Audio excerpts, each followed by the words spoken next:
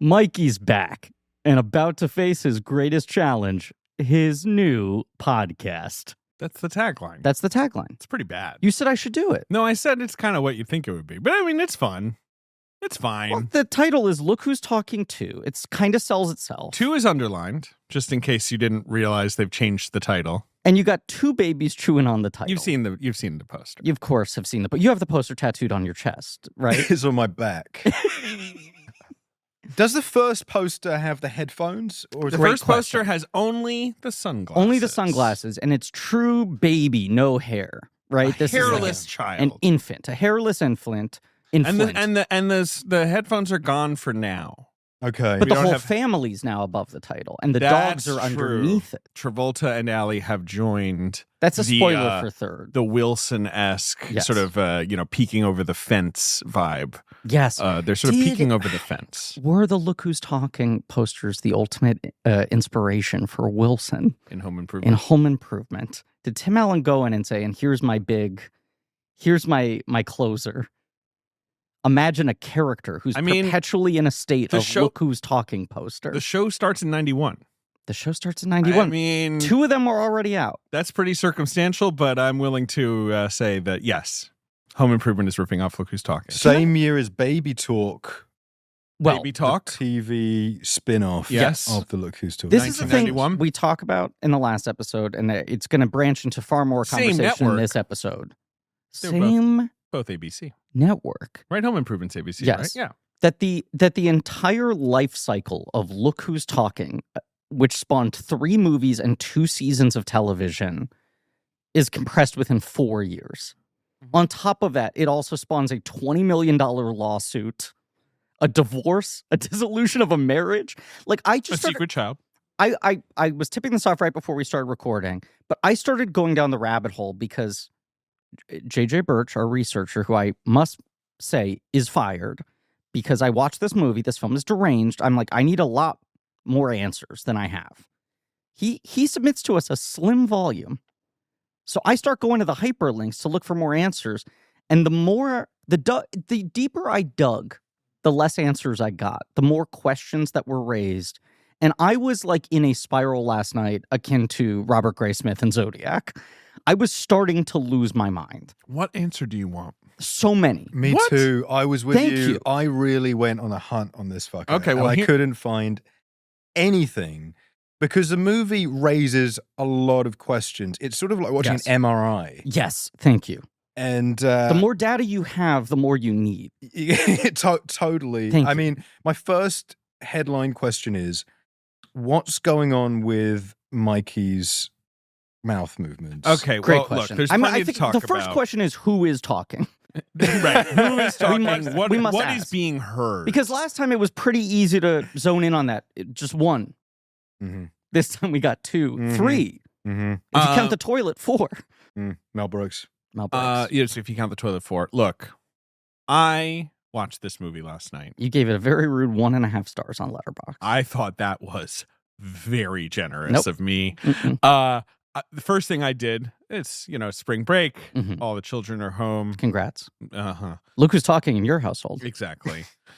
And I look at, what's the running? I got to watch this thing. What's the running time? 82 minutes.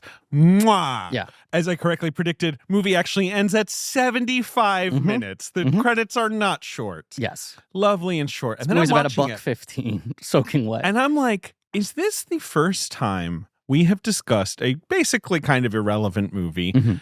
Like, all your questions aside. Yeah. Since I was just sort of thinking, it's like Spielberg, David Lynch. We've been tackling all these things where even when it's a minor work, like an Always or whatever, you're still like, I want to pay attention. This is a great filmmaker. I'm not saying Amy Heckerling isn't, but I don't think anyone was really checked in for this one. Well, this is, I'm going to push back. Dunstan was not around. This is what I find fascinating about this movie, is it almost feels like experimental non-narrative art. That's one way to talk about a bad movie. Another way is that no one bothered to write a script for a sequel that just kind of had to happen right away. Here's what I'm going to push back on. I think it's the opposite problem, which is they demanded a sequel right away. They had no overriding idea outside of we promised the sister at the end of the first movie. Yeah. Right? That's the one thing they have to deliver. Yeah. They tease that. They promised Joan Rivers will be back. Right. And then, of course, she's not. She's not back. But they have promised some shrill-pitched comedian will have zingers out of a baby's mouth. I think this movie has like 8 trillion ideas in a sort of like showing up late for a presentation with like a bunch of loose paperwork notes scribbled like furiously, being like, okay, what about this? Like pinning it to the board. Like this movie keeps setting up threads and ideas that it doesn't really know how to pay off. I was quite happy when you guys said that, because originally I was maybe going to do the first movie, and then we landed on this one. And I was happy that we're doing this one because I am fascinated fundamentally with sequels. Thank you. Especially in this kind of period of time. Yes. And there's something about what, David, you hit the nail on the head. The movie is such a product of a rushed production. It has to happen now. It just has to happen right fucking now. The little energy of a surprise hit, it's going to dissipate. We cannot wait. Well, and we teed this up a little bit in the last episode, but to your point, David, even more so, I think this is the first time we've covered one of these, a phenomenon we've talked about a lot, which is specifically in the 80s and 90s, if you had a comedy hit, immediately it's like, hey, gun to your head, you have to make a sequel, and it needs to be out the next calendar year. Like, comedy sequels were made on a Saw franchise schedule of, like, this is annual. Sure. And you pump them out until it runs dry. What was the distance between, because the other movie I was thinking about a lot, well, 2 movies I thought about a lot watching this was Drop Dead Fred. Okay. Yeah. Yep. And 3 Men and a Little Lady. Yeah. Which I have seen. I am proud to say that I've seen. also Congratulations. seen, and I recall being an equally sort of catastrophic. It's the exact same sequel. problem where it's like, this has to be a baby. The minute it's not a baby, we have a huge issue. No, there was a 3-year gap on that between 3 Men and Little Lady. They had to let her grow up. I think this is a more interesting movie as a result of its rush production. Now, 3 Men and a Little Lady is directed by Ernie Ardolino, who I consider a minor auteur. Who did Dirty Dancing, right? Directed Dirty Dancing, which is a wonderful film. Mm-hmm. He won an Oscar for the documentary He Makes Me Feel Like Dancing. Okay. He was a great, sort of gay filmmaker in the 80s, like, big fan of his. He made Sister Act, which is great. Made 3 Men and a Little Lady, which is a disaster. Mm-hmm. He made something called Chances Are with Sybil Shepherd and Robert Downey Jr. Yeah, Truly never heard of that. And then he made the really weird Nutcracker movie with Macaulay Culkin, which I think kind of rocks. And then he died of AIDS. Yes. Fascinating career. Anyway, not important to Look Who Said. We haven't even introduced the podcast. We haven't. Look, this is Blank Check with Griffin and David. I'm Griffin. I'm David. Kind of a throwback. I took a second. You took a second. I'm warming up. I'm sorry. It's a podcast about filmographies. Directors who have massive success early on in their careers, such as making Fast Times at Ridgemont High. Sure. Or Look Who's Talking, one of the highest grossing films of 1989. Hit. At the time, the highest grossing international performer that Columbia Pictures had ever released. Hell yeah. Wow. Yeah. Hell yeah. Great. And are given a series of blank checks to make whatever crazy passion projects they want, or are legally forced to pump out a Look Who's Talking sequel 14 months later. Yep. This is a miniseries on the films of Amy Heckerling. It's called Pod Times at Ridgemont Cast. And today, look who's podcasting too. It's us. Yep, we are podcasting too. Yes. And who's our guest? Our guest today, long overdue on the main feed. He's years popped in the making. He popped in one time on the special features feed for the Ocean's 11, for the Sinatra Ocean's 11, which was actually kind of distracting that you popped in because we were running so hot on that episode. Oh no, I thought we were so much to talk about. Asleep in sarcophagi. No, we were like, Max came in and he interrupted us. And we were like, this is the last thing we need right now is something new to talk about because this movie is boring as fuck. Max comes in and we're like, hey, baby, how you doing? Hey. Ring-a-ding. Yeah, exactly. We threw some bones. Yeah. Max Minghella. Thrilled to be here, guys. Long-term listener. I'm really bummed out. No, you're deep in thought. There's a lot to talk about. You guys keep saying that. There's so much to talk about. Ben. I don't know. Was your talk about meter, was it maxing out as you watched this movie? I wouldn't say it was maxing. No. I feel maxed out. I mean, look, this episode's maxed out. Hey, yes, that is We're true. taking it to the max today, and no one can argue with that. Look Who's Talking To is a film by Amy Heckerling, and it came out in 1990, and it didn't even do that badly. It made like 60, a little hair under 60 domestic. Yeah, in comparison to the first, it did poorly, but who expected any less, right? I mean, I doubt the good people at TriStar were like, damn it, Heckerling, like they were like, yeah, sure. This is another thing we talk about. We're wringing blood from the stone, right? For a long time, the formula was like your sequel makes 40% of the previous film, and you just keep doing that until it no longer is profitable. Now there's the expectations that sequels grow. And there was the sort of collection of, I think, in particular, 80s action films that very quickly got canonized through VHS. You mean the sort of the Rockies and the Rambos? The Die Hard 2, Rambo 2, Terminator 2 bump, Lethal Weapon 2 is another example where those all grew.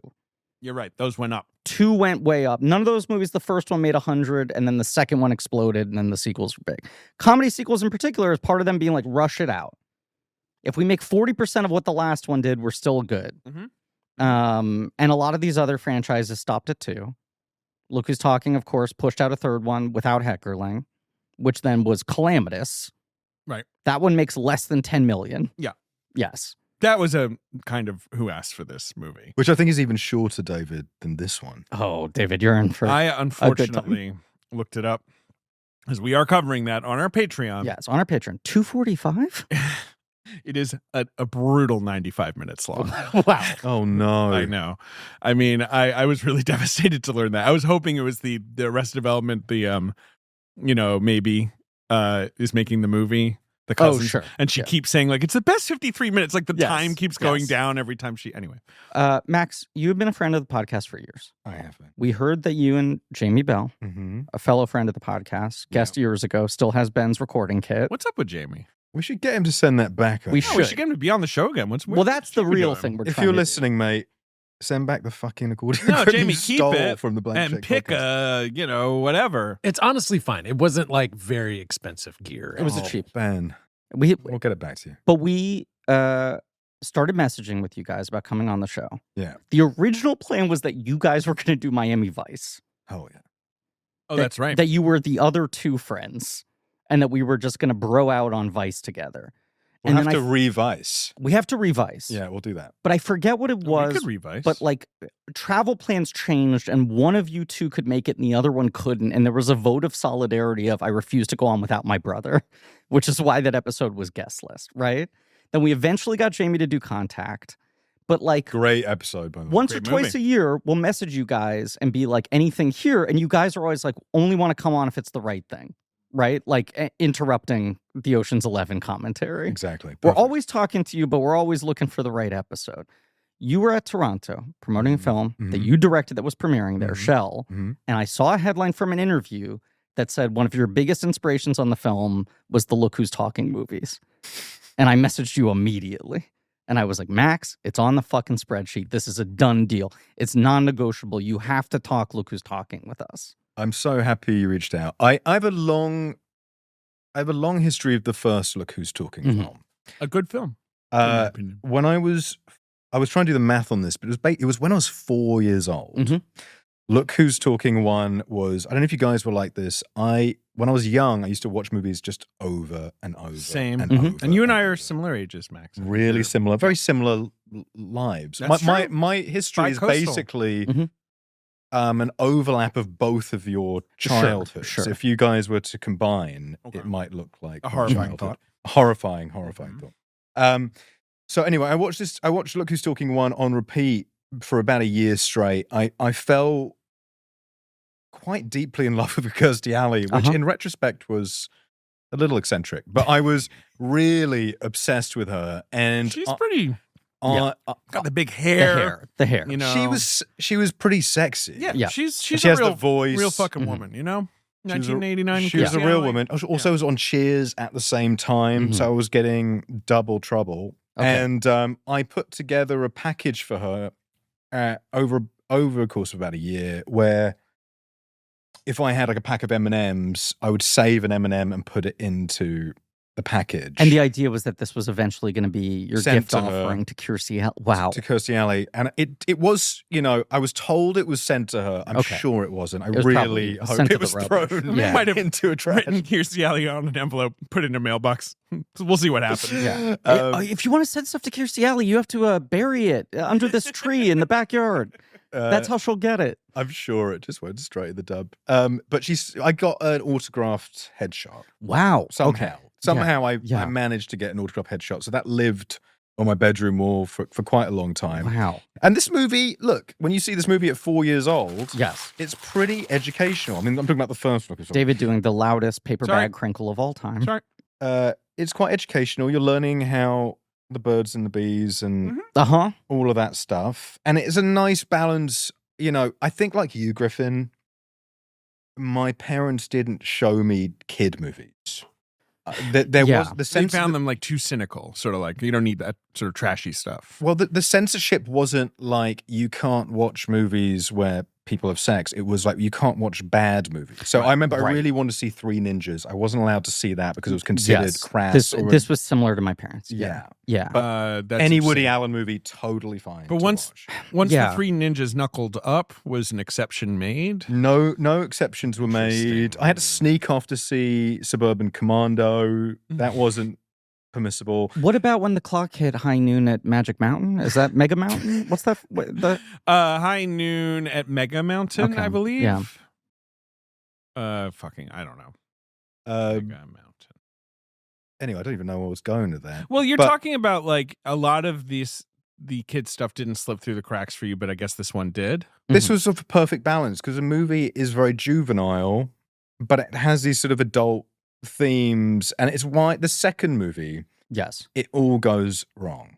It's like this balance that's quite, delicately handled in the first film. Yes, just all goes off the fucking. Have you rewatched the first one recently? I did. I watched it before. Great. So I had this profound experience that was covered in last week's episode, where if you had asked me before we recorded, I was like, I have seen all three of those movies over 10 times. Because I watched them all repeatedly when I was a child. And then watched the first one for the podcast and was like, I have never seen this before.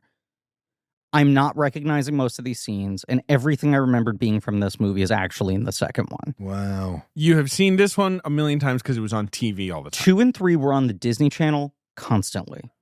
And my parents were so weird about what they would and wouldn't allow me to watch. There was some connection to what you were saying, but then they also had their own weird eccentricities. But anything that was on the Disney Channel, they assumed had been vetted and was okayed.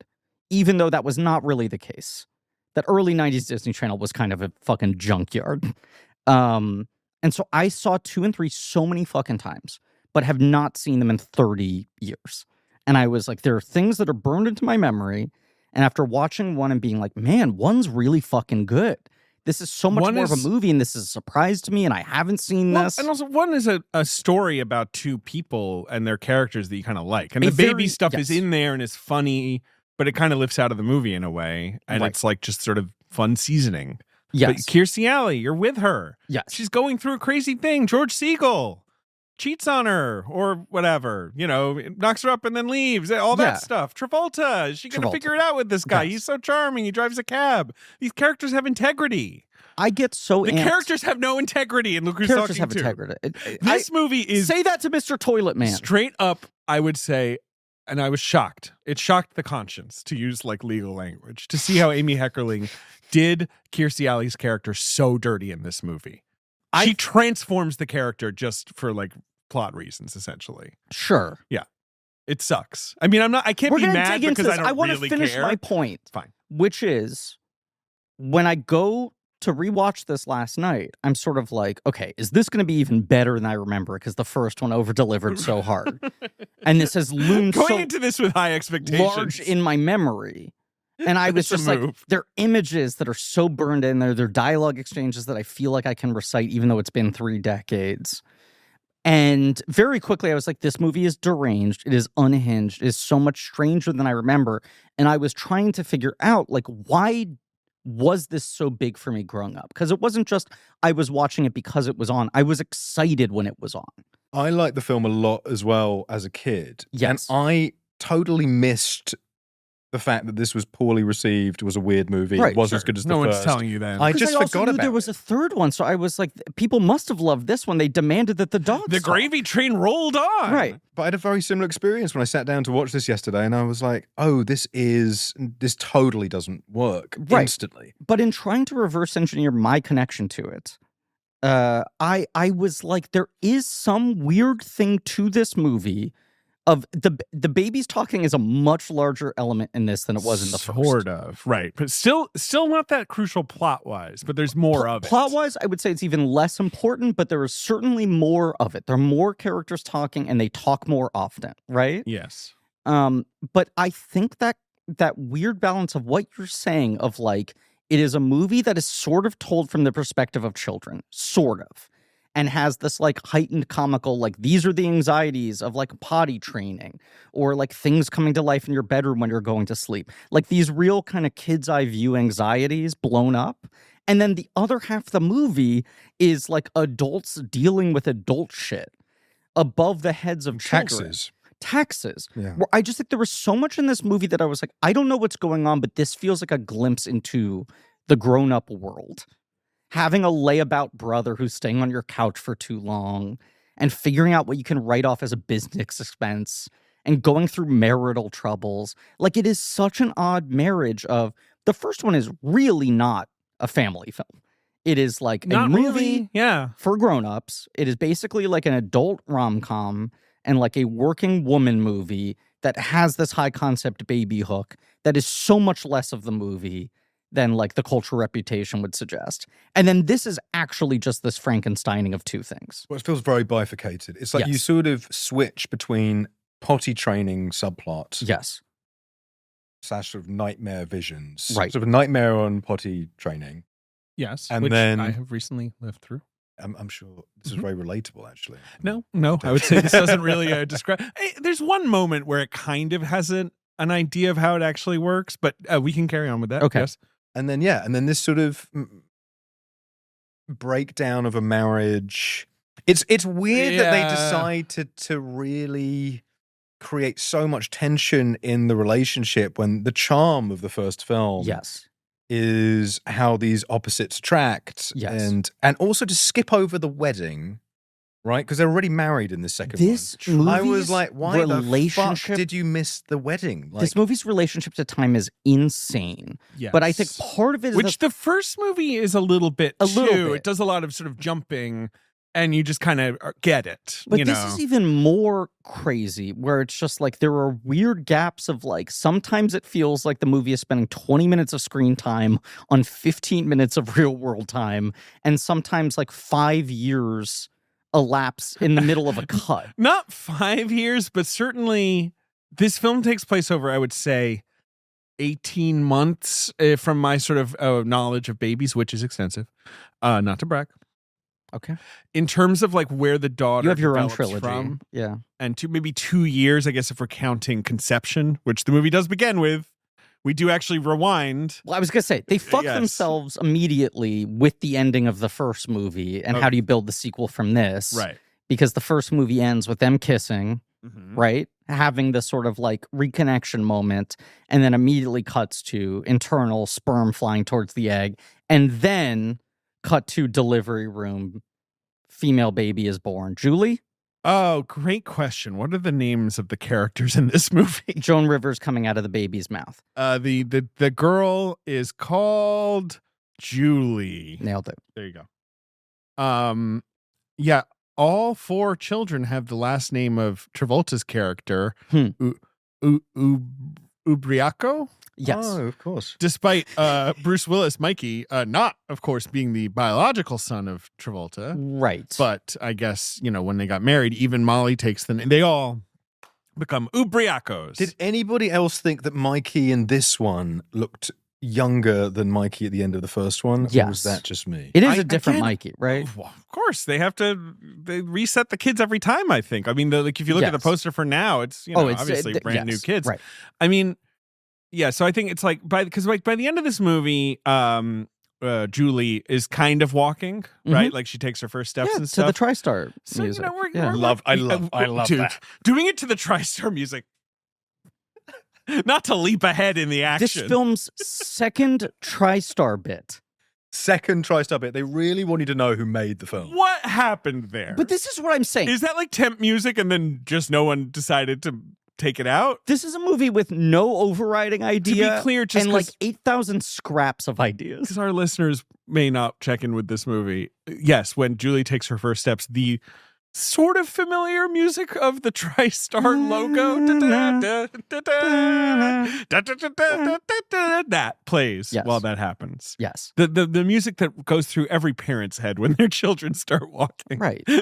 They think of a Pegasus. A mighty Pegasus inside a triangle. I love that moment in the film, unapologetically. Okay. And there were other things in the movie. I think this movie has slam dunk moments. In the back half, I quite liked. Yes.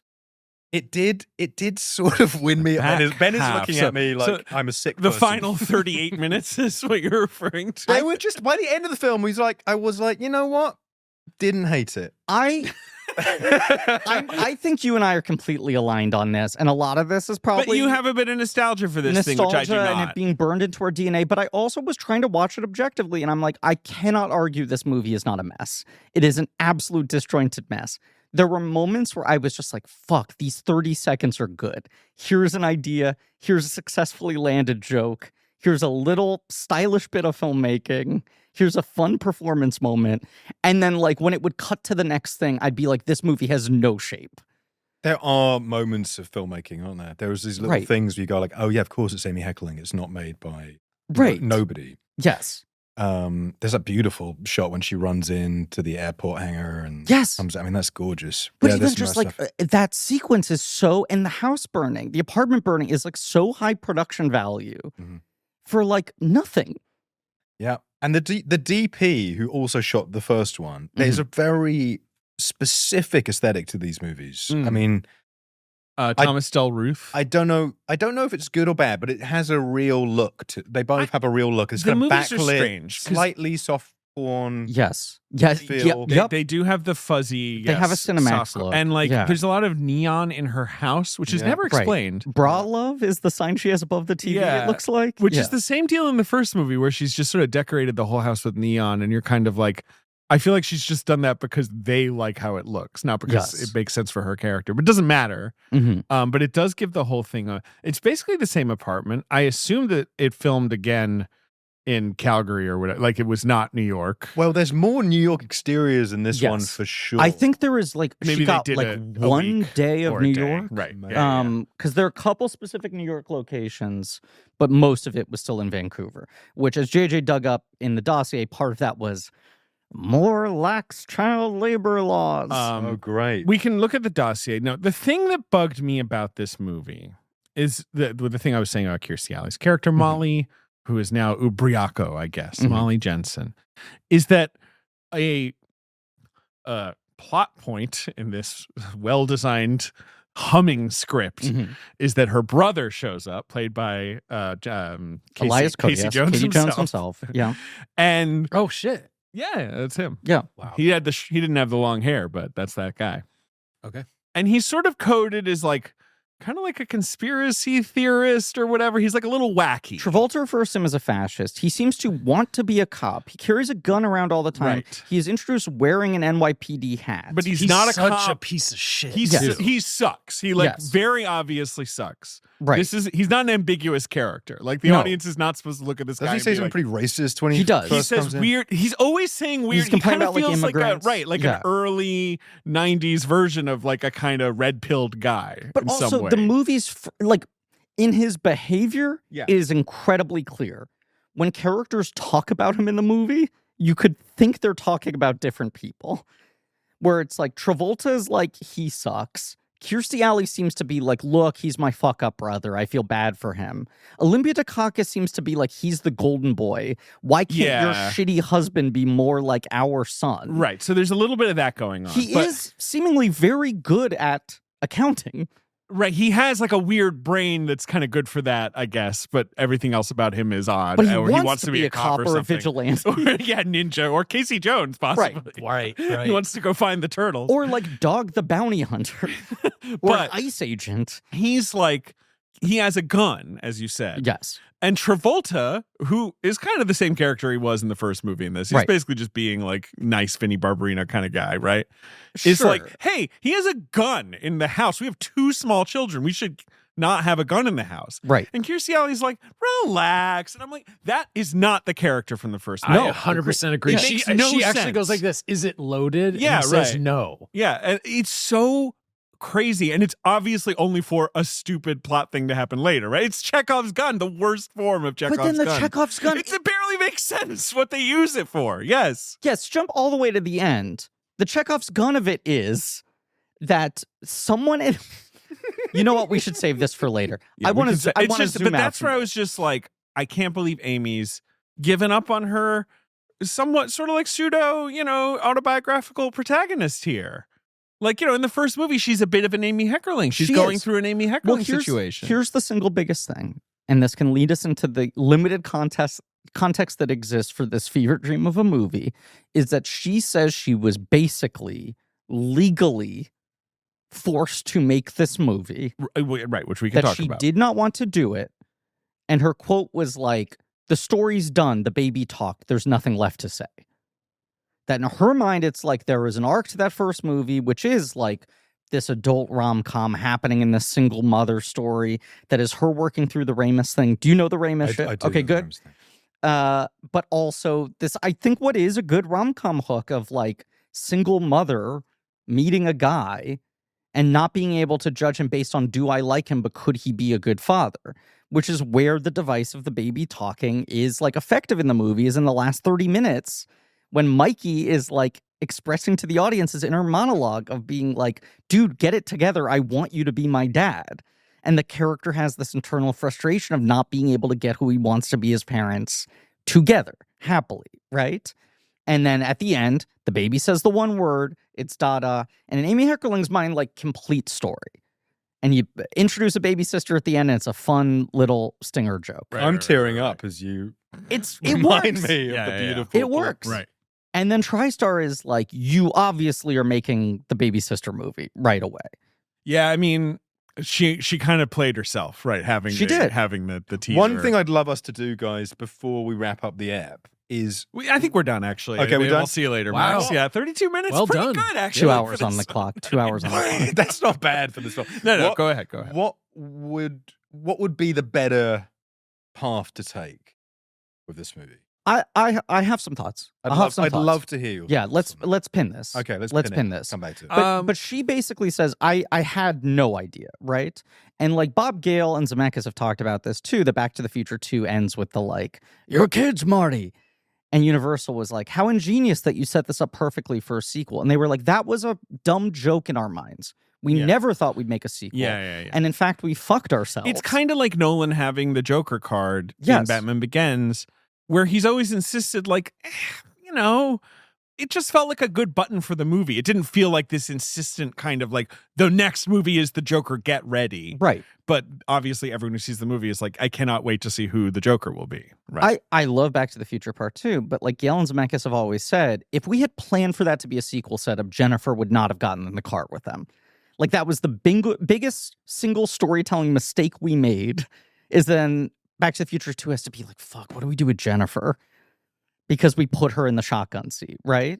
And similarly, I think Heckerling is just like, well, at the end of the movie, we'll just like cut to them kissing, puppet sperm, delivery room, nice little button, and now Columbia's insisting that the sequel happen. Right. The weirder part of all of this, and she doesn't talk much about this movie. She's like, I hated doing it. I felt totally lost. It was a miserable experience. Yeah. I don't even want to talk about it. But the other part of this is there's this giant $20 million lawsuit that the first movie comes out October of 89. The lawsuit is filed at the beginning of 1990. Look Who's Talking 2 comes out the end of 1990. And the lawsuit is fuzzy. It's in the dossier, but basically this couple said that they had made a short film at AFI Amy Heckerling's alma mater, that was adapted from a short story that was about a hyper-intelligent baby that could speak to its parents. A more heightened sci-fi premise. Right. Sort of a baby genius, if you will. Yes. Twin Kaplan, the best friend character in these movies, later Heckerling's producer on Clueless and Loser and regular stock company player, was Amy Heckerling's secretary/assistant. They met in the early 80s when she was just a struggling actress, and Heckerling was like, come work for me. Right. And we love Twin Kaplan. Yes. She's charming. The couple who do this short, which I believe was called Special Delivery. Yes. It was the couple is what are the names? Jeannie Myers and Rita Stern. I don't know. Okay. Yeah. So maybe it was not a couple, but this duo, right? They submit it to Heckerling's office. Twin Kaplan receives it, corresponds with them for months, is like, can you show me more materials? Then after several months is like, I think we're going to pass. Yeah, we don't see a film here. They never interact with Heckerling directly. This is in the mid-'80s. Then in 1987, they pitch it separately to a subsidiary of TriStar. And they're like, interesting, we think there might be something here for a TV movie. It never happens. Then in 89, Look Who's Talking comes out, makes $1 gazillion. These two file a lawsuit like immediately. The lawsuit is not resolved until April of 1991. Months after Look Who's Talking 2 comes out. But they were suing for $20 million. There are always these cases where like Finding Nemo comes out and then someone's like, in 1946, I FedExed a package that said, what if fish talk to Disney? And now you owe me $800 million.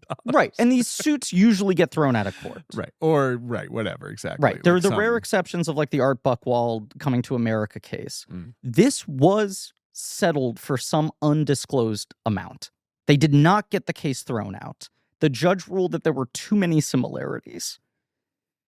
There's often also, these cases often do get, like a payoff is made, essentially. Totally. And like no one gets to talk about it, and that's that. And Twin Kaplan's like, we can't talk about it, but we're very happy with the end result. Sort of framed it as like, we feel like we won, but it can't be talked about.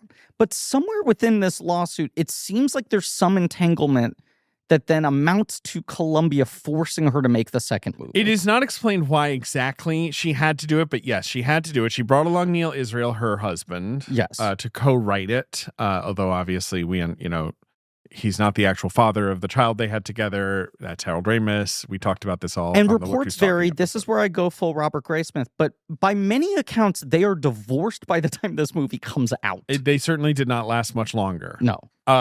This film was filmed in Vancouver. Much like the last film. It was in Calgary, sorry. And apparently Canada has or had less restrictive child labor laws, so they could have more time with the toddlers. That was necessary. Filmed for 61 days, which is so funny. I mean, it's just funny. I know it's not. I mean, it's just like what movie films for 61 days now? How many days did you have on your two movies? I mean, yeah, don't even ask me that question. It's too painful to answer. I mean, 61 days is interesting for this film. It doesn't feel like a movie that's been made. Yeah. In 61 days. They just did it slower back then. And I guess they had a lot of kid wrangling to do. That is the one thing, I guess, that does cramp your time.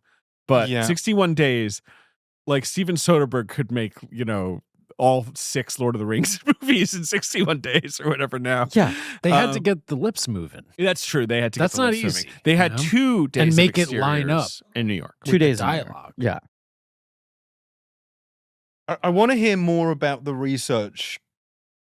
Tell me more. Well, this is the problem, is that it seems like however this lawsuit was settled, no one involved can talk about it anymore. So she'll just give these offhand comments of like, it was like a big mess. Twin Kaplan has a couple times been like, I can't say a single thing, but we're happy with how it turned out. The people who pitched Special Delivery have never been able to talk about it The way publicly. she's put it just is, I was kind of made to do the second one. I was not delighted with it. The suit was filed in they approached in 1985. Yeah, it does. I can see why they had to settle on this. The timing is just, it doesn't look good. Yes. And even though it is a married couple who learns that their unborn child has a full adult consciousness and a genius intellect. So that is not Look Who's Talking, but whatever. But according to Heckerling, somehow that lawsuit ensnared her into making Look Who's Talking 2. The specific mechanics are not clear. She was forced into doing it for legal reasons, she said.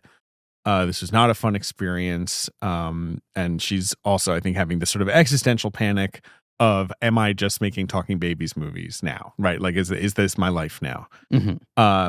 Joan Rivers was replaced by Roseanne Barr. Doesn't really explain why. I mean, they throw out the classic like scheduling difficulties. Joan not Rivers available. is available. Exactly. What are you talking people about? say that about animated films, I'm like, that is bullshit. I can see that they were just like Roseanne's hot. I mean, I get that. They were like, Joan Rivers is a funny end of movie joke, but if we're actually making the sequel, don't we want a name on the poster that's as exciting as Bruce Willis is the voice of this baby? I guess so. Which in 1990, saying Roseanne is the other baby is like a slam dunk. I remember at the time feeling like a huge get. Right. You're just, even as a child, you're like, that's funny. I'm laughing already. But as a child, you are so familiar with celebrities who have one name. Yes. Like, those are the celebrities that first enter our lives. The Roseannes, the Madonnas. She's you know. so Sinbad. big, you don't even have to finish. She's one and the done. Arsenios. Right. And also has a very distinctive voice. Like, people She does. impersonate Roseanne. Now, famously, an early trail, the Stings. Yes. Where Michelangelo. Like Sting was Leonardo. True. Donatello. Sting was one where I was like, it took me a while to be like, so his name's like not Sting at all, right? Like, it's not like his name is like Sting Jones. Right. Like, and he dropped the Jones. He just made that up, huh? You know what? Roseanne is kind of the rare example in the list we just did of like, it is just her first name. Same with Madonna. I always forget that is her first name. That's her name. Yeah. Cher, right? Cher, for sure. Yeah. Another one, very good. Cher is Cheryl, but still.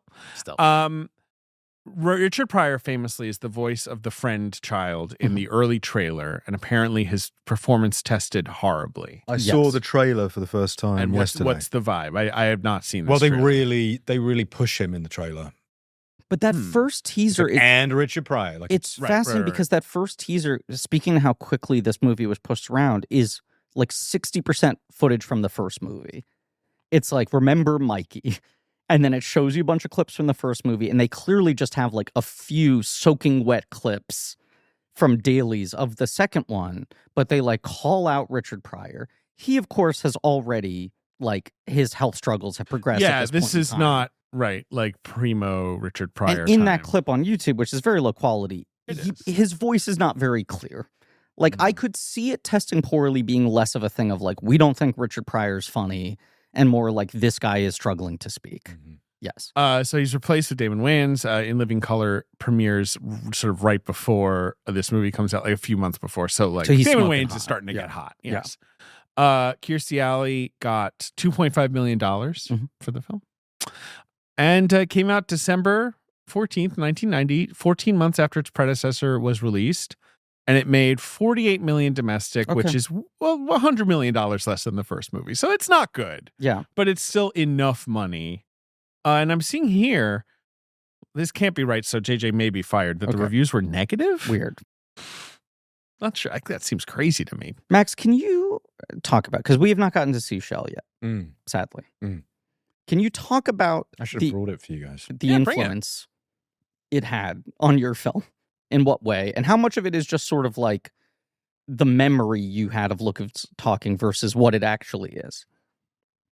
Well, what's the name of that actress we were just talking about? Who was the assistant? Twink Kaplan. Twink Kaplan. Twink, right? Yeah. She's in Clueless. Right. There was there's a character in Shell played by Esty Haim who is, I would say, very influenced by the Twink character in the Look Who's Talking. In Look Who's Talking. In the Look Who's Talking movies. Okay. Wow. Shell is a very eccentric, hopefully really fun movie that's very much made probably for people who listen to this show. It sort of exists within the world of studio movies of the late 80s and early 90s. And not in a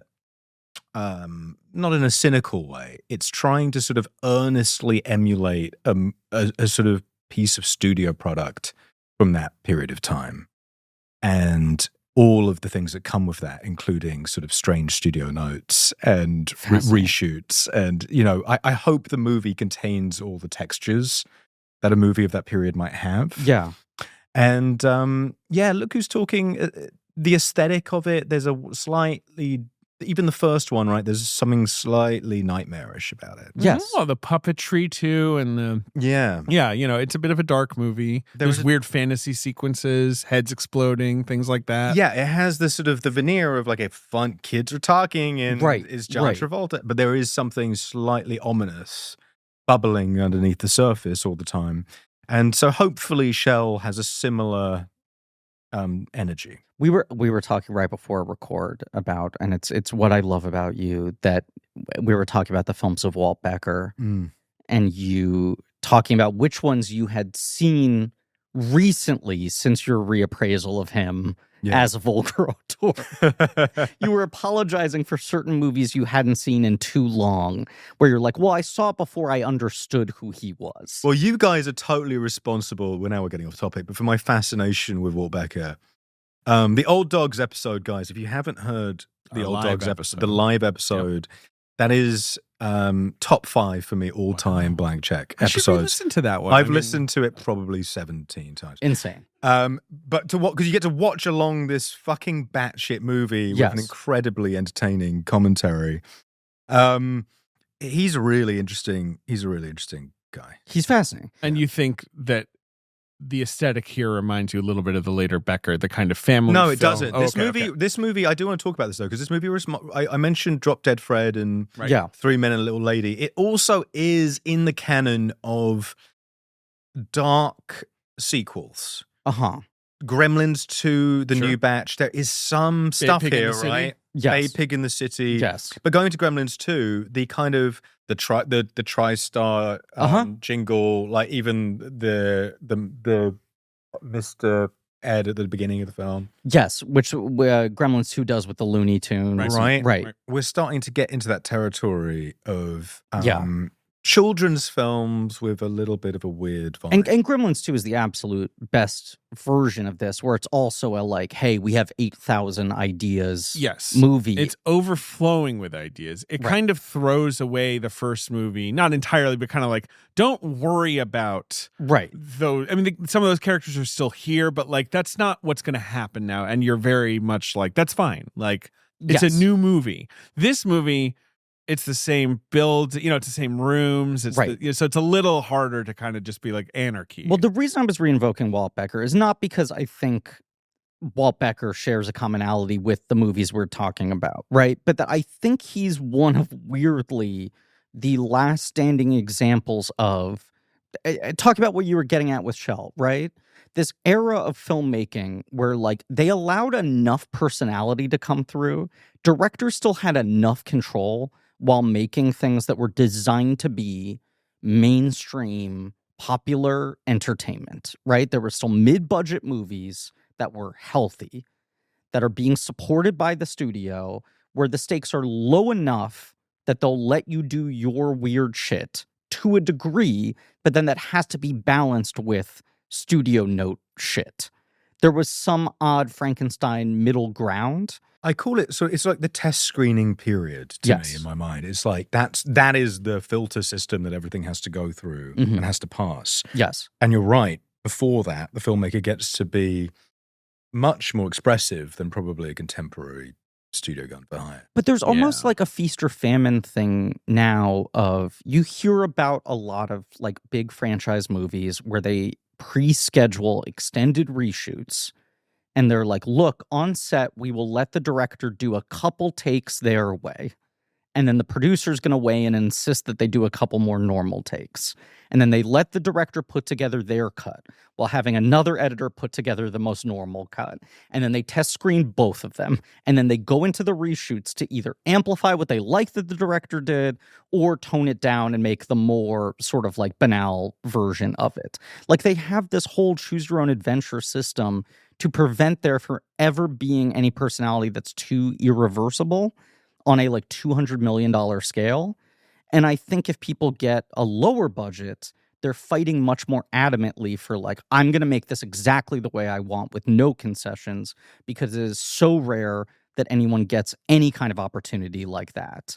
That this sort of like negotiation career filmmaking, of Heckerling being like, look, if I check like 6 boxes they want, will they let me do my 6 things over here? And this movie doesn't have overriding, I have things I want to say, but it has like moments and sequences and ideas that feel like things that excite her, even if there's no larger excitement. Right. And I think that's part of like the weird soup of this movie, and her even being like, I was miserable and I was forced to do this. And I'm like, but there's stuff here. I do think part of it is that it's like you get into this. There's no stuff here, by the way, but carry on. Dude. Max and I are going to fight on David. this. Yeah. Why are you being so cruel? The potty, Mr. Potty eats poo-poo and pee-pee. People worked really hard on this film for 61 days. 61 long days. A baton death march. Making Look Who's Talking 2 for 2 whole months. The potty joke is funny. It's not a joke. Is it funny?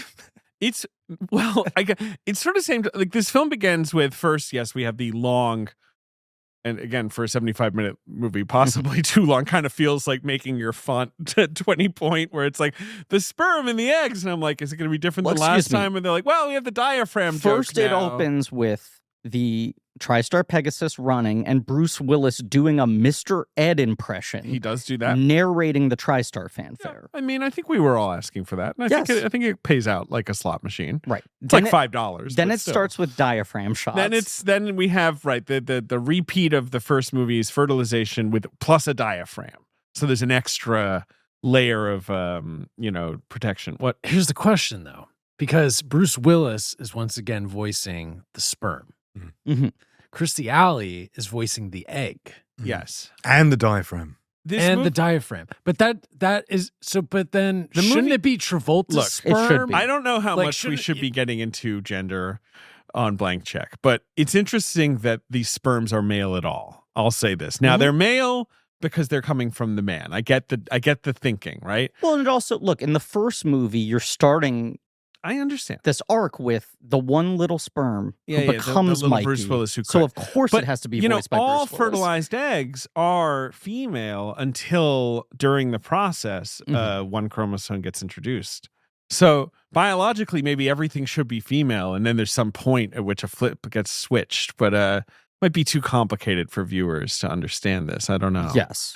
What's important is that it goes on for. This is not my point. My point is after all of that, the film begins, and the first thing we see is Bruce Willis' baby, Mikey, getting tormented by monsters in his room, right? This is where I was going to correct you. That's being cross-cut with the conception because that's the whole thing. Oh, sure, right. It's the same, right. Yeah. They're happening at the same time. They're doing a little foreplay. They're doing a little bit of hanky-panky. She's making sure that the diaphragm's in, and then he starts screaming because his dolls are being possessed. But it's quite... Which are being done with like Puppet Master That's the thing. style. It's kind of scary. Yeah. Straightforwardly scary.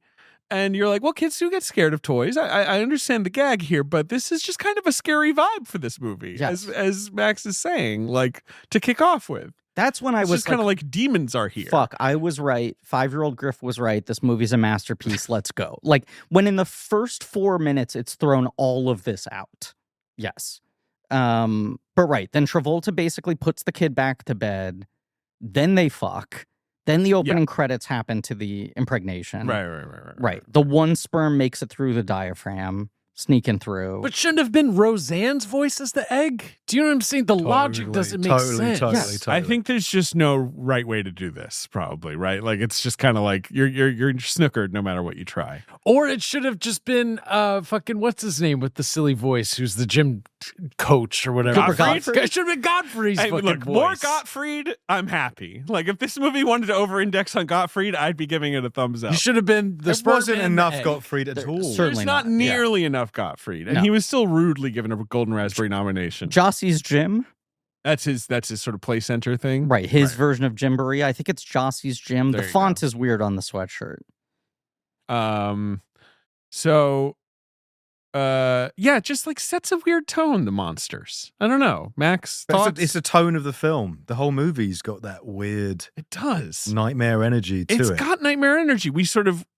We lose track of Kirstie Alley's job. We kind of see her once where she brings the kid to the office and gets reprimanded. Yeah, and there's not much workplace notice that stuff. the male character, sort of the antagonist of that scene, Yes, also is talking about some kind of medical issue that he's having, I believe, which sort of nods to the first film when she goes on the date with the toupeed accountant. And that guy did have a toupee vibe, the mad. Yeah, but I mad feel like accountant guy. Amy Heckerling associates a certain kind of man she finds unattractive with them talking about their bodily functions. But also, am I wrong in thinking that the boss at the office who lambasts her for bringing the kid to work is Neil Israel, her husband at the time, who co-wrote the movie? Oh, is that right? I think so. I mean, sure. Which is also funny to slot him into one of these parts. It is interesting. Meta layer to it all. Yeah. Griffin. He is Mr. Ross, and look who's talking to, and I believe, yes, that's him. Yeah. Wow.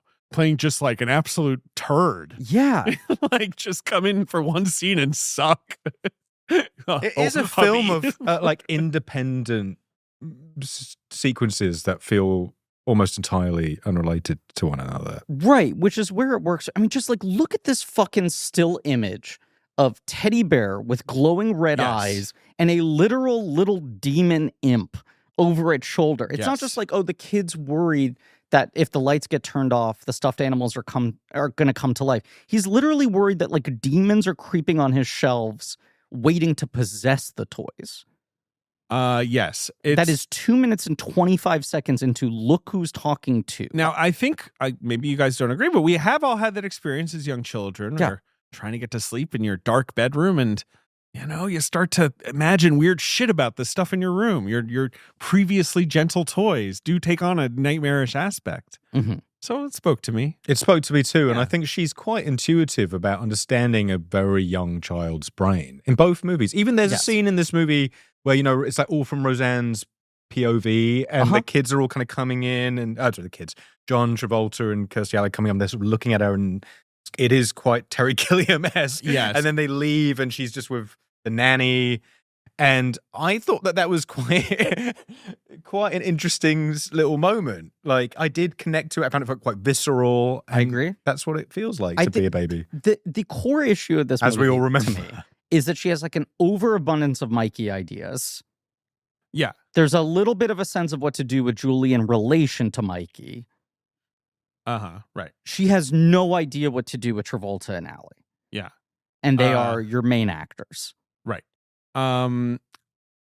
The birth sequence, which is not long after, because they do a little bit of in utero stuff with a freaky puppet, but it's the movie after the opening credits, the movie basically jumps to her being 8 or 9 months pregnant. Yeah, exactly. Like then now there's a time jump to she is at the end of her pregnancy.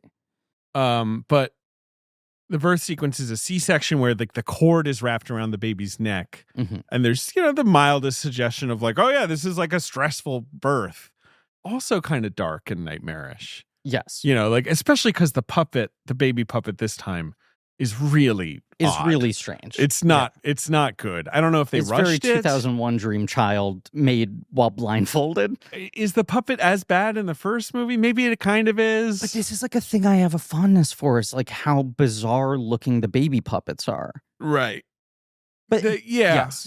But again, like, right. It's like, so that's dark. And then, once the baby is born, the vibe is basically like Travolta and Alley at each other's throats. Travolta struggling in his new pilot career. Alley just kind of mad at everybody. As we said, they flash totally past the marriage, right? It's like we're starting the movie with the insemination. Then we're jumping ahead to she's late in her pregnancy. Then there's the scene where she goes to visit Olympia Dukakis, and she's complaining about how much she hates Travolta, refers to him as her husband, and you're like, oh, so they're married now. That happened. That happened somewhere. Right. And Dukakis is sort of like, he's a schlump. He should be more like your brother. She's the MVP of these movies, I think. Yeah, I mean, Dukakis she's just solid, like as a rock, right? She's never gonna, and she's in the third one too. Yeah, she sticks with it. God bless her for coming back for that one. I think Siegel might return for the third one. That sounds right. We need closure on that. Yeah. Yeah, that's right. I wonder what he must, like, because I feel like they must just have to introduce more tension into the marriage. Right. I guess. But they're like doing his accounting Who's accounting? Travolta. Because she comes from a family of accountants. Yeah, Everyone right. in her family is an accountant. Right, and it's Amy Heckerling's dad, of course, once again playing the dad. Yes. With the adding machine. And they're doing the math on how little Travolta is making as a flight instructor, even though Mikey keeps defending that's not his main job, and Kirstie Alley's defending it's not his main job. And they're sort of like, he's got to kick it into gear. He's got to be more like your insane, fascist, right-wing vigilante brother. Right. So the movie's like trying to set up like, what is their drama going to be? Yeah. When what you don't want is for their relationship to go through trouble. Because the first movie is setting up actual obstacles towards them ending up together. Right, but we're settled on like they have chemistry and work. It's a victory. Exactly. Yes. Right. And I think to take the pin out of like, what should this movie be, right? I couldn't land on quite the right thing. But you want it to be like them going through a struggle, not with their relationship to each other. Sure. But just like they have his career is taking off. They're both working. They have 2 kids. How do they handle all of this? Almost as sort of like, how do we find time to keep our relationship fresh and engage with each other versus like... They keep trying to have dates, but they go wrong. Right. Like, that's sort of the charming version of it versus, like, all the grown-up stuff in this movie is incredibly hostile and is sort of just them yelling at each other for 76 brisk minutes while Elias Koteas just fucks things up. I guess. Sort of. He's in and out. You kind of forget he exists for a while and then he's back, right? You know what I mean? Like, he's not too consistent. Yeah. But do you think part of that, too, is, like... She's created this setup with the Kirstie Alley character in the first movie that is a reflection of her own personal thing with the Ramis affair, right? Mm-hmm. Transposing it onto a slightly different set of circumstances. This woman having to be a single mother rather than in a marriage. And then she's created this sort of fantasy movie version of like, and this charming movie star taxi cab driver comes in, charms everyone, wins everyone over. And then it's just like, well, now her fantasy is played out. What happens next? Especially while her marriage is dissolving in real time while she's making this movie with her husband. So then the movie ends up being this reflection of a couple just being like, what the fuck are we doing together? Like, with this weird hostility. Yeah. Which it's like that married to what I think are some genuine observations in why this movie hit for us when we were children, Max, of just like, this movie kind of gets the way the world looks when you were that age. Mm-hmm. And I also, as a kid, I loved all the tax scenes. I mean, I did. I loved the tax scenes. I liked that scene when, the tax season scene. Do you remember that scene? Oh, I remember the tax season. I remember really liking that scene. I'm struggling to remember it. I watched this movie 12 hours ago. What happened is, which scene are we talking about here? It's like they're all together. It's a Saturday night. They're like, why aren't we going out in the town? And they're all really getting into... David really related to this movie in a different way. Yeah. It's a good joke where the three of Twin Kaplan and Elias Koteas have fallen in love. Here's another this movie's odd relationship with time thing. Twin Kaplan has like 5 distinctly different hairstyles that almost feel like they happen out of sequential order. When she is introduced, she has like a tight Little Orphan Annie bob. There's a stretch of scenes where she has the world's longest ponytail. Yeah. But like the scenes before and after that, her hair is short. Well, when you're shooting for 61 days, maybe continuity just gets away from you. I don't know how else to explain that. They look like wigs, but it also makes me wonder if some of this movie was reconstructed in post. Because the other thing that comes out is that... Interesting. And I was trying to find deeper sources for this. But it's like, you're looking for something that does not exist. Because no one ever bothered to report on this movie. Because everyone was like, who cares? But the lawsuit probably didn't fucking help anything. No. Right. Everything has to get buried. And but okay, what are you... The Wikipedia and the IMDb, which of course are both fan edited, both have the same claim that when this aired on cable television, which is where I watched it many times, deleted scenes there was added. Like 20 minutes of extra scenes. Yeah, because they needed to get it to 2 hours. Totally. Yes. But so they're just like large swaths of this movie missing. And one of the things they said there's multiple instances of is that Kirstie Alley keeps having recurring fantasies that are different stylized dream sequences of Travolta cheating on her. Oh, and you have the one red Corvette scene. Do you think that's because Travolta's like, hey, I want to fuck some ladies in this movie? They were like, all right, we'll do dream sequences, I guess. But the one example of it happens in the tax season scene, Which is like the three of, after Travolta has left, the three of them are doing taxes together. And Kirstie Alley's like, look at us. Isn't this depressing? We're staying at home on a Saturday night doing taxes. And then Twin Kaplan and Elias Koteas in unison say, it's tax season. Like it's their national holiday. And then Kirstie Alley zones out and imagines Travolta like racing with some bimbo. It's sort of like a Wild at Heart-esque. Right. Yeah. But apparently there's like a Yoko Ono, John Lennon parody scene. Sounds a little Route One, but sure. All of this sounds insane. Why don't we have any of this footage? I couldn't find it. I'd love to see all this. I'm stuff. sure you could find the sort of extended TV I cut was somewhere. digging. Well, but you know, you might need a week or two. I might need a month. Exactly. I might you need might a need to year. really go deep. Yeah.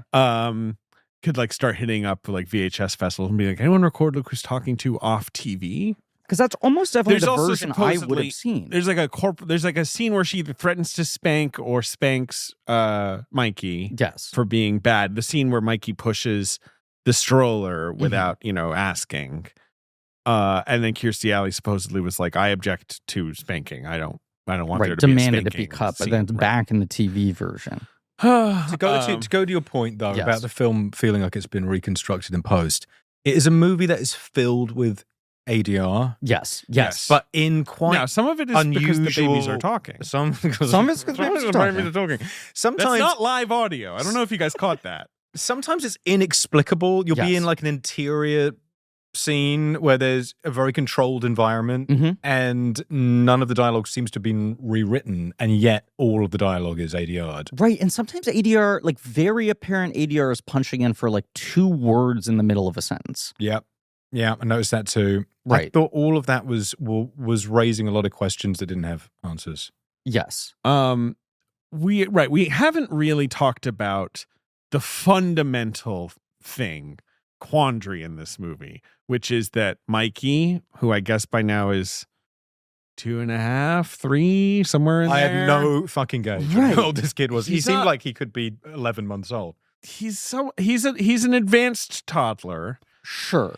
Is But he's 9 months older than he is at the beginning of the movie, which is the end of the don't first ask me movie. to. But he's But then he's Julie seemingly ages. yeah, I think he goes from sort of like 2.5 to 3.5/4, and she goes from birth to like 1.5, right? Right. Something like that.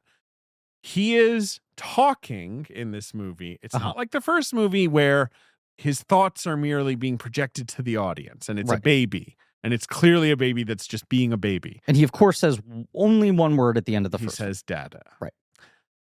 Big moment. Yes. In that movie, Uh-huh. not in this movie. Yeah. In this movie, whenever he's talking with the voice of Bruce Willis, the boy is going, he's flapping his mouth Yes. and is saying something, Mhm. Constantly. not, I believe, what we are hearing. Wait, really? Well, I don't know. I thought he was just not talking to anyone the whole time. Well, there also but he is talking. There are moments. See, there's so much and to he talk said, about. right, That's sometimes so- he'll say like penis, for he says example. penis several Oh, times. I And guess no right. penis, right? And There's that whole sequence. That is said in the voice of the child actor, Both not scenes Bruce shot Willis. in Vancouver. Right. right? Like there are But, so they times. call it out though, but he's not the whole time speaking out loud. I don't think. Well, this is really. what's interesting: is at certain moments when the lips are flapping, they almost sync up with what Bruce Willis is saying. Yeah. Where you're like, did she have the kid on set do his best to say what she had written?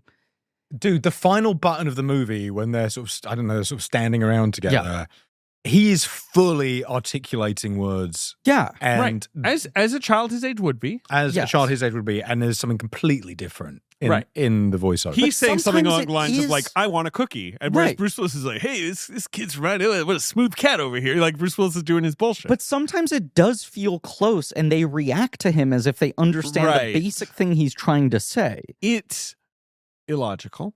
Uh-huh. And we talked about Rugrats, I Yes. believe, on the last episode. Yes, we talked about Rugrats. And in Rugrats, I don't know, Max, if you're a Rugrats kid. I was a Rugrats kid. We as we sort of dug into, it's like Angelica was on both sides, right? Right. She could speak to the babies and to the grown-ups. Right. Angelica is sort of, let's say, Mikey's age in Somewhat this of a movie, Mikey, sort of a 3-year-old where she's got a type. foot in each world. Whereas the babies would speak, but only to each other. And it Yes. was implied that the parents couldn't hear them, essentially, when they spoke. But she can sort of be a conduit between the two. That logic, while blurry, is much Yes. stricter and more logical than whatever's going on in this movie. Yes, I would agree. Right. Whereas this movie is basically more like, what do you think your baby's actually saying when he's talking? I guess. I mean, look, perhaps I'm being too generous to the film, and I don't think they nail it down. But I read the attempt as the kid has verbal capabilities, but his inner life is richer and deeper than what he is able to say. Yeah. Right? That he is at early stages of language. And so he is able to externalize certain things to the outside world. Right. But they are more simple, like saying the word penis 6 times. And Bruce Willis is the inner monologue of what he wishes he had the language to express. Then they should have had a distinct voice for that. For which? Interesting. They should have had a baby voice, even if it is like VO. Like, yeah, hey man, there are so that there's it's no bad clear. ideas right now. We're there are figuring this moments out. where the kid talks in his own voice, I'm saying. Yeah, but there's It's really maybe, just the penis. Yeah, moment. I think there's maybe one or two. Are there any moments. others? It's a good question. The penis moment is what I'm remembering. Well, we cannot forget the penis. Well, moment. we can talk about it right now. It's a scene with absolutely no problematic overtones whatsoever, in which I guess they're educating Mikey on how he has a penis and his sister does not. They're giving Julie a bath, and he's very concerned by her lack of penis. Right. And then they start flipping through a magazine, asking him to, they're pointing at every celebrity they see and be like, penis or no penis? Well, first she says, I think we got to give him the talk. And I was like, are you going to give him the birds and the bees talk? And the talk is just... There are women and men. Genitals are different. I guess that's what they mean. Yes. So she takes out a magazine and points at like Sylvester Stallone and Goldie Hawn, George Bush Sr. Mm-hmm. Is there a fourth one? I think it's no. The joke is they land on H.W. Bush. Rule of 3. And they can't. And he's like, I don't know. And they're like, ha ha ha. Which I guess is basically just saying like George H.W. Bush is kind of a dweeb. Like it doesn't really track. I think it's Bush. Okay. That's the joke. Do you think so? I think it's a Bush joke, yes. No matter what, it was a better version. I was so afraid of some more You were afraid they were going to point to RuPaul. Yeah, kind of homophobic joke Right. or like a sort of It's Pat situation of like, Yes. oh, this lady looks like a man or whatever, some shit like that. Sure. So that was better, but also I was kind of like, I don't really get it. Yes. But then the kid learns to say penis and says penis out loud in his own voice a bunch. Yes. Not Bruce Willis' voice. Sure. Right. I think what this movie is, the Mikey stuff in the movie works a lot better for me. The Mikey stuff in this movie. Yes. Yeah, because like the travails of a toddler is something new, whereas Roseanne's character, Roseanne, the baby, Julie, is just going through the same shit as we already saw that in the first movie. Right. There's nothing new there, really. To try to tell the story of the kind of like a thing I relate to very strongly, which is the feeling of disruption in your world where you stop being the one baby. Yeah, and there's another thing here. Well, you've actually because of your sister Romilly, you probably know. I'm also the this older. dynamic. We've all experienced. I'm an only child, so I don't have this. Same. Okay. Yeah, dude. Well, Griff and I, we both endured the entrance of a new sibling. Yes. Now you had the additional, you were way older when there was a third sibling, but that feels less traumatic. That's probably more interesting than anything It else. was interesting. Right. When by that point, Romilly you was kind born, of engaged I with had the the distance of being like, I'm watching what a baby is like with a little bit of perspective. Versus when James was born, I was 3. Yeah, and that's it's and I had this real an equilibrium. like, who the thing. fuck So is James this is guy? your Julie. James is my Julie. Now, supposedly I got along great with my brother. I've always been told that I was a smooth transition on that front. Right. I got along horribly with my brother. But even when he was a baby? Yeah, I know tried when to knock him out of the crib. I didn't like him. Now, what are we talking about here? Knock him out of the crib. Like he's standing up and you're trying to pull him out. Like, what's going on? No, he's sleeping down. I'd be trying to push him. I'd like unlatch the thing. I was trying to push him out. My God. Yeah. Dude, Ben, I hear stories like this. Like there's an extended family story where like someone put a baby down a laundry chute. Like it's crazy. Children have no real empathy, so you kind of got to keep your This head is on why a I sword. asked you when your You know what I twins mean? when your They twins don't was born. understand death. You know, like, Sure. When your twins were born, and I've continued to ask you semi-regularly, how does your daughter she get along loves with them? It's not been an issue. And I asked this with all of my friends who then have a second kid. Because it can be an issue. Because I'm so worried because I remember being such a fucking little menace to James and being like, let's kick this thing to the curb. Get him out of here. No, I think because my daughter loves like baby dolls and you know what I mean? Like all of the sort of play of babies, like feeding and shit, right? Like, which a lot of kids do. She just locked in with them as like little toys. Sure. Pretty quickly. I don't know. She loves them. There's been no issue yet. I imagine there'll be issues once they can fuck with her toys. Oh, sure. That's sort of like the next level, right? Where it's sort of like then you got this sibling who's like messing with your stuff. Well, that's when things got even worse for my brother and I. But you're starting it with them like prepping him to be like, are you ready to be a big brother? And then he has this fantasy sequence of like taking her to FAO Schwartz alone and taking her out on the town, where it's sort of like, oh, Mikey's excited at the prospect of the responsibility. Right. Sure. Like of being helpful or whatever. Yes. Right. Yeah. And then the movie kind of can't pick a lane between like, does he feel a need to protect her or does he not like having her around? It will alternate. Yeah, which I guess sort of naturalistic tracks. It's sort of the Mike Lee element of the movie. Mike Lee element. element. I think Mike Lee, he did a pass on the script. Right, yeah. No, he did came this in thing where they just came in for 1 week. Yeah. Yeah, if you think this movie is rude to Kirstie Alley's character, it came out of the improv. Right, they did all these rehearsals where it's like, so Elias Koteas, Elias Koteas. I always say Elias Koteas. Chases a robber out of the house with a gun and, the recycling catches on fire. What would you do? And the babies are like, okay, that's interesting. I assume that's how Mike Lee works. I don't really actually know. Well, the babies did a pass as well. The babies did a pass. That's... The scene I fucking loved as a kid, and I really enjoyed again, maybe just out of nostalgia, was the attempt to get into Total Recall. Okay. Because when you're a kid, all you want to do is go to an R-rated movie. Yes, but the other fun angle of it is that Travolta is just like, I kind of want to see this grown-up movie. I got 2 kids now. I never get a break. Yeah, so it's very... It's appropriate, 1990, right? Like Total Recall is the hot new movie. Has just been released in the summer. Right, that film came out summer of 1990, and it is not appropriate for children. He's taken to a theater that is playing on one screen Total Recall, and on the other screen seemingly a compilation of Betty Boop shorts. He does say that the other option is Betty Boop. They don't really explain, which is also kind of grown up. Yeah. For a cartoon. He also, they're separated. He has time on his hands. Yeah, no, you're right. And he's actually just being the worst dad. Yes. He's like living up to the stereotype of a deadbeat dad. He also cons his way into the theater. So he does this move. Charming rogue. They kind of explain it as kind of like the old I left my shoe in the theater trick. And I was watching it being like, damn, that's a good trick. Because Bruce is going like, Dad, come on, don't do the shoe. Return of Bruno. Yeah. Where he like pockets one shoe and is like, hey, my kid left his shoe. Can I go get it? And that's how they get into the theater. I mean, I loved that bit. I filed that away. I know. I was kind of like thinking on your feet, Barbarino. And the popcorn bucket was also really ingenious. And then when you cut out of the movie, both the kids have chocolate ice cream all over their faces, and he's apologizing to them. But did they watch Total Recall? They did.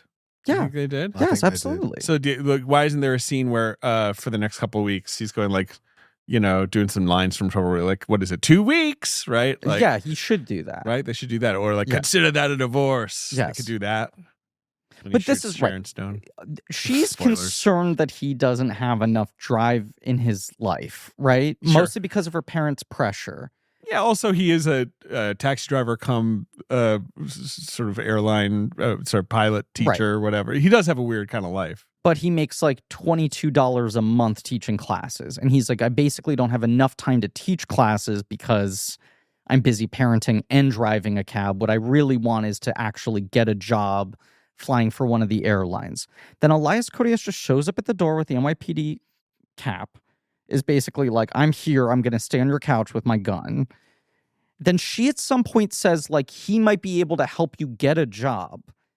He somehow hooks Travolta up with what seems to be a, like, rent your own private jet airline. I think it's the parents, though. I don't think it's the brother. Don't they say that he knows somebody? You know what? I wasn't paying very close attention. It's a naughty plot. So I don't remember the specifics, but it's kind of like The Spanish Prisoner or whatever. It's just kind of like so dense. There's so many double crosses. No, I didn't remember who. But it's gets basically, him. But it's like a charter airline. Yes, he's basically like the fanciest form of limo driver. Right, like he's getting off these charter flights, and the rich people are like, "Where's my briefcase?" He hates these entitled customers. Right. You basically get to this halfway point in the movie where he hates Elias Koteas. Kirstie Alley will not brook any criticism of her beloved brother. Right. He's also stressed out and busy from his job, which she thought would make him happier if he had a sense of purpose. But instead, it's causing more fraying at the edges. And then they get into this fight based on the gun because Travolta... It's like there shouldn't be a gun in the home. He walks out in the middle of the night and Koteas pulls the gun on him, yes, right? Koteas mistakes him for a stranger when he comes home late. And pulls a gun on him, which is a sign of Koteas maybe not having like the most responsible attitude to gun ownership, where he's like, I'm pulling a gun if that door opens. Right. And then at the halfway point in the movie, basically, they just split up. Yeah, sort of. Yeah. Yeah. He's still around a lot, and he comes and he takes care of the kids. Well, because he is the biological father of one and the de facto father of the other. Does an extended dance sequence at the Jamboree equivalent. It's freaking John Travolta we're talking about. Gotta have him dancing. Right. He's great. Yeah, he's always great. That seems awesome. Max, you ever worked with John Travolta? I've never worked with John Travolta. Max Minghella, John Travolta. Never crossed paths. But no, actually, it's not true. I met him at the rap party for Primary Colors. Okay. Wild. And he wasn't very nice, actually. You would have been a teenager. I guess I was a teenager, yeah. Why I remember were you being at the rap party quite excited to meet him, and he wasn't particularly engaged. That's too bad. I mean, I'm not like stunned to hear this. He's maybe still in character. Well, no. I did. That guy was a schmoozer. He would have been nice. He would have done a double handshake. Yeah, exactly. Isn't that what it is? One on the elbow. He would have been playing sax. I googled Max Minghella, John Travolta, and all I got was an IMDb piece of trivia from the film Spiral, which you are in. It was from the Book of Saw. You opened the book. Which apparently the police basement vault door in that movie is manufactured by a company called Jules and Vincent, a sly reference to Pulp Fiction. That's right. I remember seeing that actually on the wall, and because Sam Jackson's in the movie. Because Samuel Jackson. That makes sense. Now I make the connection. There you go. No, because you weren't like, I'm making a movie. You were like, the Book of Saw has been opened, and I simply must follow. I'm its stuck commands. between the pages like a bookmark. Exactly. I'm just a small cog in the Saw machine. Well, you're more of a spiral. More of a spiral. Yeah. But I'm a John Travolta fan. I think he's a movie star. And agreed. He's specific, in the first one especially, he's really charming. Yes. And I do think he's like David is going to shake his head adamantly. What am I about to say? But I do think that Kirstie Alley and John Travolta in this movie carry over some kind of natural rapport. Like, even though they're fighting the whole time, they have an ease with each other as actors. I know, I'll give you that. Yeah. I think it's kind of leftover. It's a bit of a half-life from the last movie, but it sort of helps make the movie survive. Yeah. That they do have something, the existing chemistry. It's part of even why if they don't get to really deploy it. Them splitting up doesn't work for me because the whole time I'm like, they could talk through this. They just need to have like 3 conversations. They need to have like a three classic conversations. rom-com shit, except like it's kind of the laziest version of it. And I think also the movie does Kirstie Alley dirty in that she's kind of the problem in all of the fights. Right. Travolta, it's basically like, hey, why don't you make enough money? Why do you care that my brother has a gun? Right. Like, and so you're just kind of like, she's being a pain in the ass, like, which is not fair. Annoyed that he's not happy. Right. Right. And his only complaint is like, hey, we never have sex anymore, or whatever. Right. Like, I hate the artificial obstruction in rom-coms, and it's part of what I was so pleasantly surprised by in the first one, that it's like, no, there's the moment at like the halfway point where they hook up, and then she stops it because she's like, I got to be responsible. This is almost too intense, and I'm raising a young child, which feels like a human obstacle. Sure. And something that can be resolved through the growth of the characters, versus this, it's like the movie's trying to like throw shit at them and that just have both of them react kind of petulantly. And then you get to this insane finale where like... Okay. It's a huge question. The finale that you were setting up. Because we have Elias Koteas on the couch with the gun. As you said, it's a Chekhov's gun situation. Before we get to that. Somehow this is going to come back into play. For the first time, I'm the one who's like, if we can backtrack slightly.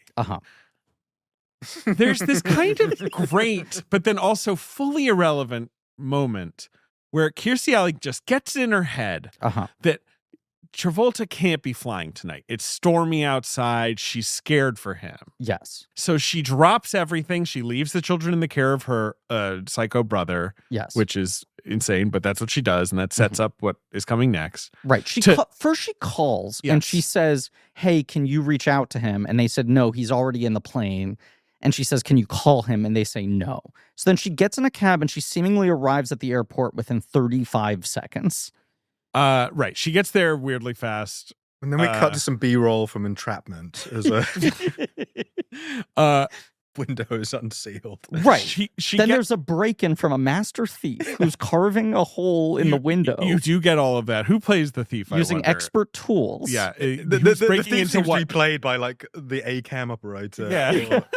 To steal what? Baby clothes? Like, I don't even know what he's after in this house. Seems to only be targeting their apartment. It's one of the most bizarre decisions. A strange contrivance to have the reason they're out of the house be she kind of has this flash of sympathy for Travolta and gets on a plane to tell him not to fly. And he's like, woman, will you shut up? She breaks into the cockpit basically saying, I have a terrible feeling and I'm having like a premonition. It's like a Final Destination situation. That you're going to die. You need to not take off on this plane. And it feels like she's getting to the point where she like, this forces her to admit, I love you, I want you back. I've never stopped loving you. I had a flash of what my life would be without you. And he's basically like, shut up. I work in an airport. Like, they would tell me if it's not safe to fly. And then like 1 second later, like, not safe to fly. And he's like, all right, let's go home. It's just weird. It's just weird writing. Right. And they're like, I guess like you were proven right, but in a way that was unnecessary for you to come here because they were never going to let me take off anyway. Which sort of proves him right, which is he was like, look, if it's not safe to fly, they won't let me fly. He's right. So I will fly until they give me the word, which they then do. And her reason for going there should be them reconnecting and loving each other, which is what's happening. But they don't really, it's not really there. But now we have like... Anyways, so they're not... I'd argue that seems too grounded. Yes. Exactly. But also we're like at a tarmac with Come insane movie rain and we've shown her like cab driving. They're like, all of this seems expensive and complicated, right? This is not an easy set piece, even if we don't have like a plane taking off. It's an expensive location. It's weather. It's all of this. Then we're cross-cutting with the thief breaking in. Yeah. Elias Koteas responds. You're like, oh, this is why this character has what they would have referred to as these Travis Bickle delusions of being a vigilante.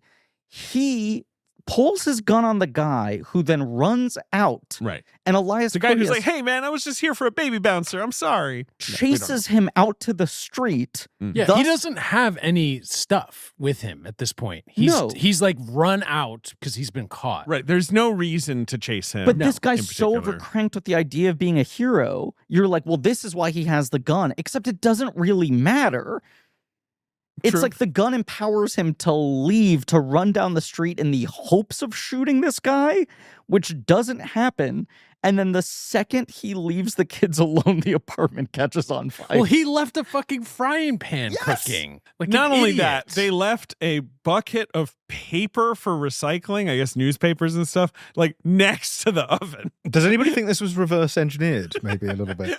You think like Kirstie Alley subconsciously has kind of been like, I want to die. I want to die in a fire. You're right that it does feel like some weird Final Destination setup. It does. Where like after the plane thing is Final Destination, and this is a different Final Can Destination. somebody recut this sequence into a sort of Final Destination teaser and then submit it to the Patreon? Like listening. One of those great teasers where you're like seeing a horror movie, the trailer starts and it's just like someone going like do frying egg, and you're like, what's this movie? And then they go like, let me go get my knife for, and you're like, oh, it's Final Destination. To what we were talking about earlier. I'm gonna rewatch them all, I think. The first movie clearly has the studio note of like something more exciting needs to happen at the end. An ending. There need to be stakes. So they reverse engineer this somewhat absurd car chase thing where Mikey sneaks into the front seat of a car that's being towed and then gets stuck in traffic and they have to go save him, which proves that John Travolta cares. And then he says, Dada, right? And it like is a studio note, but it feels like the exact right size. Oh, look, they got a tiny version of what feels like almost an action scene at the end of this movie. They clearly came to her with a similar thing of like, there need to be stakes. Right, we need a little bit of a juicy climax. And they throw 3 things at the wall at the same time that all are insane. Yes. That are all happening parallel in a way that does feel like it's like death has an agenda. There is a balance. This family should not exist. Right. And it teaches the kids the lesson that they love each other, I guess. But he's already kind of learned that lesson. I know. Yeah, I mean, we haven't even talked about it, but the like dynamic between the brother and the sister, it's so unclear. You know, sometimes it's like, are they sometimes ever like? You can't tell if they're even fighting or well, just should like be the juice of the movie. I know. And it's not there at all. Right. Because he has this sequence where he, like, there's a long montage where he, like, remembers the first look who's talking. If you haven't seen this movie, it has more montages than Rocky 5. Yeah, 4. I mean, it's an absurd number. For a movie that's 75 minutes long, it has multiple, like, End of Horizon and American Saga-esque.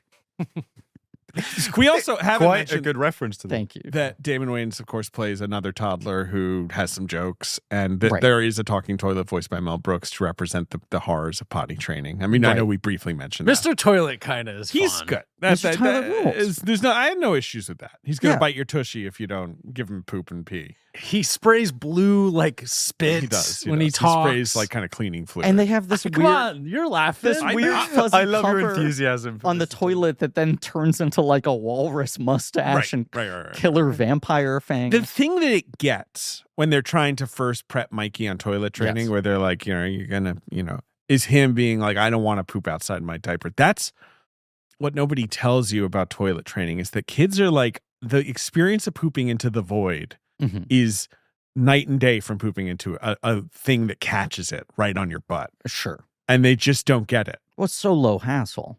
It is low hassle for them. That's true. So But I think there's I poop in the diaper and then you take care of the rest? But like they start to get annoyed by getting changed because it's a fucking pain in the ass when you're like a 3-year-old and you've taken a regular person's poop. Oh. But like I think there's something physical about like it getting caught.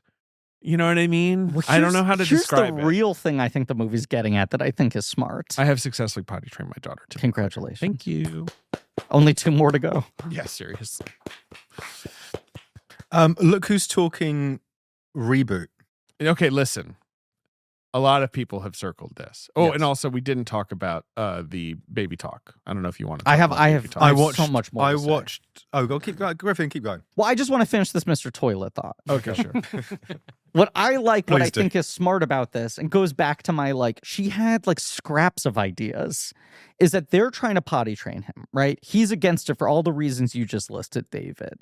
I like that he basically cross-references with Damon Wayans and is like, hey, are your parents trying to do this like fucking potty training bullshit? And he's like, yeah, Mr. Toilet, who eats your poop and your pee.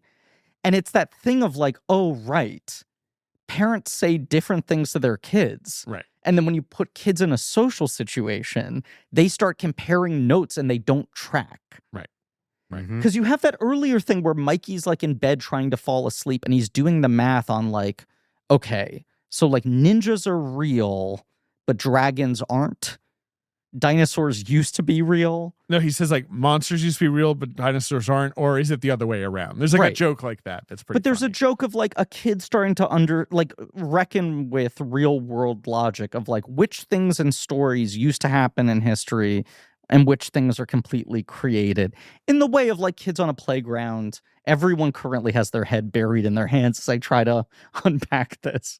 But like comparing notes on Santa Claus and the story falling apart. I like that Damon Wayans introduces to him this thing that is like, my parents told me this and I like it. But to Mikey, it's the scariest shit in the world. Sure. Yeah. Yeah. That's different strokes for different folks, I guess. Yeah. I don't know. I mean, This is the benefit of doing a baby writer room.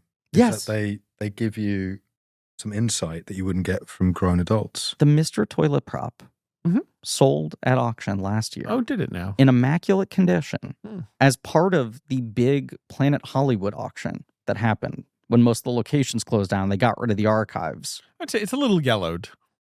I don't know if I'm talking immaculate here. I think it looks pretty fucking Let me see it. Oh, yeah, it is fucking horrible. Jesus fucking Wait, Christ. let me see it. That's a horrible image. Oh, God. I was surprised that it only sold for $5,000. Oh, really? For such a hero prop in good condition. Working mechanisms. What do you do with it after you get it? What do you do with it? You call a plumber. You hook that Let's bad get boy this up. thing working. Let's make this functional. You're right. I need someone to eat my poo-poo and my pee-pee. Ben, if you saw that online on eBay No, but for what- $5,000, No. you would be making some phone calls to see Yeah. if it's doable. Imagine you're a Oh, woman. I'm sure my wife would love Exactly. that. You go on a date and you come home and the guy, hey, where's your bathroom? Oh, it's the second door on the left. You walk in there and you're confronted with Mr. Toilet. And I just want to say, that's the first time I said my wife. There you Hey, go. And I feel There like you this go. is a perfect moment. It's a for perfect it. moment. My wife. you would not submit so your life. romantic. Yeah. Exactly. I can't wait to report back to her about Mr. Toilet. Look, I can tell you that, not to spoil Look Who's Talking Now, Mhm. but Willis, Barr, and Wayans are not part of that movie, along with Amy Heckerling. The kids have grown up in the third movie. Right. The now is referring to dogs. The voices are just the dogs. Yes. And But they found some real actors, isn't it? Like Diane Keaton? Diane Keaton and Danny DeVito. Yes. The big two, I call And them. David Gallagher from Seventh Heaven plays Mikey, Sounds great. who's now like 5 or 6. Right. Yes. But yes, reports of a reboot have bubbled away since 2010 when Neil Moritz Of the Fast and Of the Furious Fast and and Sonic Furious. franchises. said he was considering a reboot, and Amy Heckerling said, Griffin, you tell me what I'm doing? Oh, she did the John Carpenter. I love the idea of a reboot Yes. because if they do that, they'll have to pay me. Exactly. That's like, I have no interest in being involved, but money goes in this hand here, whatever you want to do that. But they're basically 3 reboot things. Neil Moritz gets the rights. Yep. Screen Hires Gems. Jeremy Garlick, who wrote The Breakup. Screen Gems brings in Jeremy Garlick Yeah. to write and direct. The Mhm. Breakup is a phenomenal movie. Breakup's a masterpiece. Yeah, The Breakup is the Vince Vaughn. Peyton Reed film. Yes. That film Yes. is very good. It's an excellent movie. Yes, it is excellent. Yes. And it's the kind of movie we need more of today in our rom-comless, It's Hollywood. one we're talking about Yes. where it's like Look who's there are talking. no artificial conflicts. That is a movie actually about people fighting Mhm. Right. in a way that feels like earned. Right. Mhm. Yes. But I guess nothing came of that. Keke Palmer, His qualification, by the way, in writing the film was that he has 4 children. he has 4 children, including twins, so he's got me beat by Yeah. one. Keke Palmer on the Nope press tour Mhm. was basically like, let me at a Look Who's Talking film. It doesn't need to be related. It can be a reboot, it could be a sequel, whatever. We can just I rip want it to do off. that. I want to do my version of that. And then Heckerling weighed in recently and said her and her daughter. Last year said that her daughter Molly, Yes. the inspiration for the first film, of Mhm. course, was working on a script with her. Yes. Who knows if it'll become a thing? Maybe, Now that's a little sad in a way, but also a little sweet of like, hey, maybe things came full circle for her. And she decided, like, I'll work on this with my kid. Or Mhm. maybe Amy Heckerling was like, how the fuck do I get something made in Hollywood? Do I have to do a Look Who's Talking 4? Right. Fine. Right. I don't also, know. as we've talked about, almost everyone involved in these movies is dead or incapacitated. But yeah, I guess the idea is that Travolta's still out there. Travolta's still out there. The idea is that you could do Grown Up Mikey, which I have to assume is the pitch. I was thinking about that because it is the obvious way to go. Yeah. But would you lose something by telling the story from a male I think so. perspective? Like, I do think there's something really beneficial in that first film. I from also seeing think from that's Prigaz. probably Yes. why the fucking Gerlich Moritz version never came about. Because Sure. even if they were writing with a female lead. I think Neil Moritz has shown exemplary sensitivity. That's a man with taste yeah. and class. No, look, he's made some amazing movies. Oh, he made so many classic films. I mean, I Know What You Did Last Summer is a Moritz I'm a fan of his work. iconic. But I something. do think we're all agreeing that like the special sauce is that the first movie in particular comes from a female perspective. Yeah. And he Yes. did the escape rooms. Yeah. Where's my third the escape room? first escape room is amazing. It is. Yeah. The second one, Well, the whole weird thing with the second one where there's two versions. Yes, and they're radically different. And one is lore heavy and one is not. It kind of hamstrung the whole thing. Mm-hmm. Yeah. The first one was really promising. First one rocks. Yeah. Look who's talking. I think there's a bit of a stigma with a talking baby. Okay. I think like the Baby Geniuses movies, the E-Trade ads, it just has such a... Which then became its own sitcom as well, Baby Bob. And what a sitcom it was. Yeah. Like it has such a stigma of like the bottom of the barrel. Like if a baby is talking with a digital mouth, sure, where you're watching the worst trash imaginable. I don't know if AI got involved. Now I do love it when AI gets involved. My favorite to write thing, the screenplay. You're saying, right? No. To me, I think AI should be making decisions at every level. Right, just like in the movie. Right, yeah. Design, casting, catering. Yeah. I was really surprised to hear on the what's the last pod you guys put out? It was Jurassic Park. Yeah, that you both had AI as your number one Spielberg. Yeah. Yeah, it's a big one. Well, no, we were saying, because people have gotten upset about this, and this will be a long settled thing, that when we did our ranking of the first half of his, or the latter half of his career, that we both put it number one there. Oh, right. When so we latter did half, it's number one. Our amended complete What's filmography. Your number one, Spielberg? You still have E.T. has to be. E.T.'s my number one. There you go. It has to be. E.T. is my number one. You still have AI as your E.T.'s overall. my number two. That's batshit. I'll tell you what's batshit. AI. Yeah. Yeah, AI is the best. Oh, it's so good. I actually pitched an idea last episode. The industry. For Look Who's Talking. Yeah. Let's hear it, Ben. Max might have some good feedback on this. So I'm thinking prequel. Okay. Oh yeah, he pitched this. This the title, Looketh Who Talketh Now. Okay, he's actually punched up the title since the last set time. in the Renaissance. Yeah, he's making it sound as polished as it was last time. It was not. It's the same. Basically, redo the first movie. In the this Renaissance. time, it's in the Renaissance. So good. It'll cost a lot more. You are adding a good 40 mil to the budget. Just to be clear, Max, last time his pitch was just look who's talking. Or and look who spoke, maybe? I don't know. We said, what does that mean? And he said, it's in old times. We didn't have the specifics of the Renaissance. I've refined it. It is he funny to imagine committed like to a time Da period. Vinci being like, okay, hold still, Mona Lisa is like, and then like a baby goes like, whoa, and like knocks the paint over. Not to be the That's hackiest motherfucker of all time, but here's a thought spiral. Imagine like Tom Rothman being like, that's good. I'm like, the baby that knocks over the paint? I'm thinking John Lithgow for Da Vinci. He's like, perfect. Lithgow would be good.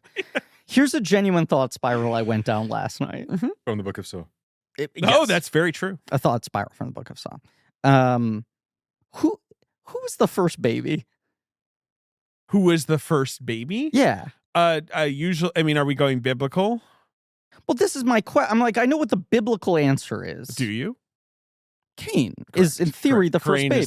Cain is the first child. Right. Yes. They had to raise Cain, which then inspired Brian De Palma. And John Lithgow, let's be clear. Okay, so it all goes back Is that why to it's called Raising Canes? That's also why it's called Raising Canes. Because that kid only ate chicken fingers. Yes, and was a real firecracker. And he did murder his brother when his brother took his Texas toast. Yes, this all makes sense.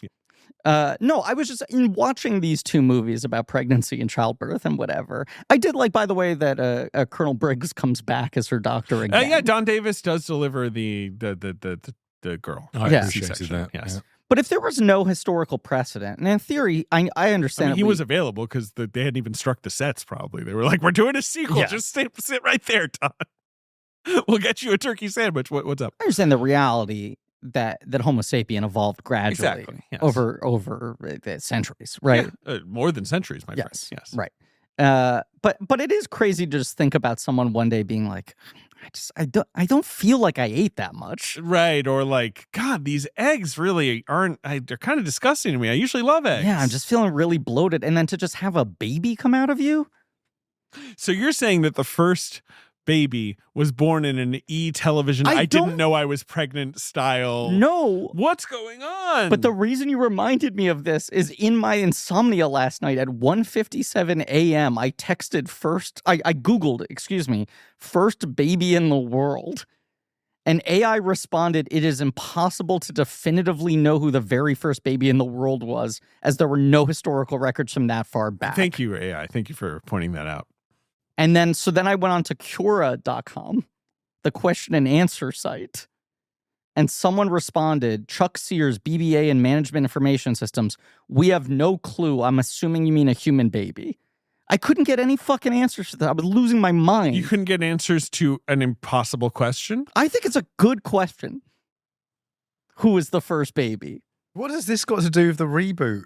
Is That's this your a great pitch question. for the reboot? Well, You're going Ben's all the way pitching back. prequel, then why aren't we making it the first baby? Why would we? sure. Oh, like, look who's talking year one. Yeah, Huh. because that worked out really well Look too. who's talking origins. These are very, very uncommercial pitches. I'm not sure, honestly, that the legacy of Look Who's Talking has lasted. It does feel like it is completely forgotten. Which is odd to me because But it felt so fucking massive back in the day. But do you think the title would stir the faintest recognition? Because I don't think it would. It's And such a familiar phrase. I feel like 3 Men and a Baby also, given that that was the highest grossing movie of 1987, Yes. Yeah. has 3 Men and a- also not really stuck around. I know It Zac hasn't. Efron was going to do it at one point, and that Yes. never seemed to come to fruition. That's Right. correct. And then there was also a rumor of them doing a Disney Plus Lega sequel of 3 Men and a Bride and bringing Getting Mm. Danson and Gut- Gutenberg and Goots Selleck back. Selleck back. Yeah. Look, the thing with 3 Men and a Baby is the title does all the work for you. Correct. You're happy as hell. There's 3 men. There's a baby. Yeah, done. Okay. What's going to happen? I don't care. I'm involved. There's a creepy ghost in the background of one shot. Cool. Promise of the premise. Look who's. There's a whole urban myth where they have like it's a standee. It's a standee. From There's a standee cut from plot line. from a cut plot line, but it looks like there's a ghost in one scene. So Like people of Ted think Danson. look 3 Men and a Baby is haunted. Wow. Look who's talking. Mhm. It's a question to the audience. It is. Who's talking? I don't know. You tell Yeah. me who's talking. But there's no question mark. There is no question mark. No, it's a statement. Yeah. Look who's talking. You will look. Yeah, it's not a question. You will pay your $12. You will sit down and you will look to see who talks. It's not a question, it's a demand. And of course, Well, as it turns out, we don't really know who's we talking. don't really know No. who's talking, and he's honestly not talking. It's more of an Right. inner monologue. I guess So, that- right. It's kind of a lie. The question is, hey, who's listening? Yeah. Can they hear him? Pay attention. It should Look, just be called look who's that. doing ADR. Yeah. Yeah. What if more movies were just called Look? Look! Look at the screen! Watch this. Things will happen. Plots will unfold. Yeah, I have to assume within the next 10, like over under on a Look Who's Talking sequel Mhm. in the next 10 years. I'm taking the over. I think it's going to happen, or a reboot, or a whatever. Year one, Da Vinci Yeah, Code. but Experience Who's Talking Now VR movie. Okay, there we go. Mm. Be who's talking. You can be the Oh, baby. You can talk. Yeah. Damn. I think you're getting at something though, which is has the legacy of baby geniuses actually Yes. fucked And with I the really- legacy of Look Who's Talking? I really think we have to mention E-Trade Baby too. Like that Yeah, was such a yes. big one. Yes. Just one of those things where they just completely misunderstood what people wanted, Mhm. which was more of that, right? Sure. People saw it once and were like, "Yeah, it's funny," and they were like, "Oh, you want the E-Trade Baby all the time?" And they were like, "I guess so." Let's talk about Jesus. Baby Talk briefly. Okay, yeah. So the TV show Baby Talk. So the reason it's called Baby Talk and not Look Who's Talking is that this and the sequel were fast tracked, and they realized that this was going to be on the air. Originally, the plan was for this to be on the air the same time the sequel was in theaters. Right. There were some production Eventually, hiccups. it does end up airing after March Spring 91. 1991. So she was like, please change the title so it doesn't take any shine off the movie. George Clooney is in season 1 as a regular. He is. I watched about 12 minutes. How of the was he? pilot. He seemed quite comfortable on screen. It felt like he might have a bright future. Oh, like the camera loved him, is what you're It's saying. basically his last TV Does he role talk before about Joe he gets Biden? ER. Does he talk about Joe Biden? A bunch. He Is that keeps on true? Joe Biden to step down. No, but he has the hair still. Yeah, he has he's got the big shoulder mullet, length. the power Yeah, mullet. he had his big, which he Yeah. has in the early seasons of ER, or the first season. Mhm. It's not, no, because ER is not until 94. So after ER, Mhm. he is on, I'm sorry, after Baby Talk. He's Clooney in is the on- other ER. He was on the other ER, but that's earlier. That's in sure. the mid 80s. He was on a show called Body of Evidence, starring Okay. Lee Horsley. This is not related to the Willem Dafoe. Not related to the amazing wax dripping Madonna sex movie Body of Evidence. Probably one of the best candle sex movies ever made. I right? think so. I think so. No one has sex with Lumiere, right? No, unfortunately. I mean, that was my notes round on Lumiere the Condon should reboot. fuck. Yeah, and they didn't like it. A 2-season police procedural that Clooney was the second lead on, and then he gets ER. He was also in a pilot called The Building, written and starring great title. Bonnie Hunt, the great Bonnie Hunt. Hey, yeah, and it's about a lady who's jilted by her fiance, goes to Chicago, starts a new life in an apartment building across from Wrigley Field, and it's also all about the people who live in the building. The Building. I mean, it's a good title. What if there was a building? What if there was a building? What if there was a building? They tried to answer. They only got 5 episodes, and then that was that. The thing I was going to say about Baby Talk. In Baby Talk, Baby Mikey was voiced by Tony Danza. Yes. Who makes perfect sense as... He is renamed Mickey. Baby Mickey. In Baby Talk. Yes. George Clooney played the male lead in the romantic he was figure for the first Travolta. season. But he is not the Travolta. Right, sure. The premise of the show is that the building is under construction and all these construction workers come and visit her a bunch. And Academy Award nominee William Hickey is the foreman of the construction site. And George Clooney is the handsome, hunky construction worker who starts visiting a bunch. What's the problem? If you look Who's Talking, this is such a natural and organic way to spin all off. these horny construction workers keep coming upstairs and like interfering with her life until she falls in love with one of them. They originally cast an actress named Connie Selica. She filmed 5 episodes. The show was supposed to premiere in September 90, before Look Who's Talking 2. She hated the show so much, she quit after 5 episodes. Wow. They restarted the season. They shot it all again with Julia Duffy, a legitimate TV star. Sure, absolutely. Right. Famous most for Baby Talk. She does. Well, she went on to Designing Women after this. Yeah. Yes. She, after the first season, is lambasted critically, quits the show out of shame. Sure. So then they fire Clooney. And in season 2, they recast all parts, and Scott Baio is the new love interest. Baio is the new love interest. Baio, I'm seeing here, described the show as a nightmare to make. So things doing well. And the show concludes its run, and then 18 months later, Look Who's Talking Now comes out. When asked to comment on the film, Amy Heckerling recently said, "Ugh, why? I can't watch it." That's all she has to say. The thing I just want to share is that the critics hated Baby Talk so much that when the new stars were cast for season 2, they were basically shamed by the press. And on Wikipedia, it says, prior to the second season beginning, the new stars of Baby Talk were interviewed about their decisions to join a show that was so loathed by reviewers. Mary Page Keller, who replaced Julia Duffy, claimed to have an indifference over the reputation of the show among critics since she had never seen the show prior to replacing Julia Duffy. Scott Baio's defense was, quote, "I did a show for 11 years, Happy Days, that never ever got a good review. So we hope you guys will love it, but we're just going to do the best we can. Wow. And it's what the people like that's going to stay on." And then the show was canceled, and he said it was the worst experience of his life. Cool. Box office game, guys. Yeah. This film came out December 14th, 1990. Mistake when you see what its competition was. It's opening number 2 at the box office. $8 million. Not bad, but not great. Number 1 has been in release for 5 weeks. It's still number 1. It's the family movie of the year. It's the movie of the year. In 1990. It's one of the movies of the decade. Is it the motion picture Home Alone? Home Alone. Yeah, that was pretty bad timing on their part. Yep. You like Home Alone? Sure. Wow, not a Home Alone guy. It's not an important movie. He hits the guys in the face. The same way. Thing. I grew up with it, but it was not an on-repeat movie for me. Sure. Yes, but it's a classic. Home Alone 2 I have a much softer spot for. Yeah, because we've all been lost in New York. Yeah. We all have. In a way. In a way. Max said that very ruefully. And I've been found in New York as well. That's true. Yeah, found myself. And our favorite actors in it. Donald Trump. That's right. Home Alone, it's number 1. It's a big smash hit. No, I meant Brenda Fricker, obviously. Yeah. That actually is maybe the single worst movie this could have opened against. Yeah, exactly. Just like talk about all of their shine being taken. Yeah, it's being just melted by Home Alone. Yeah. So Look Who's Talking To is making it to number 2. Number 3, it's a film we've covered on the show. It's a great film. It's just beginning its run. It's in its second week, but I think it's just expanded wide-ish to about 1,000 screens. One of your favorite directors.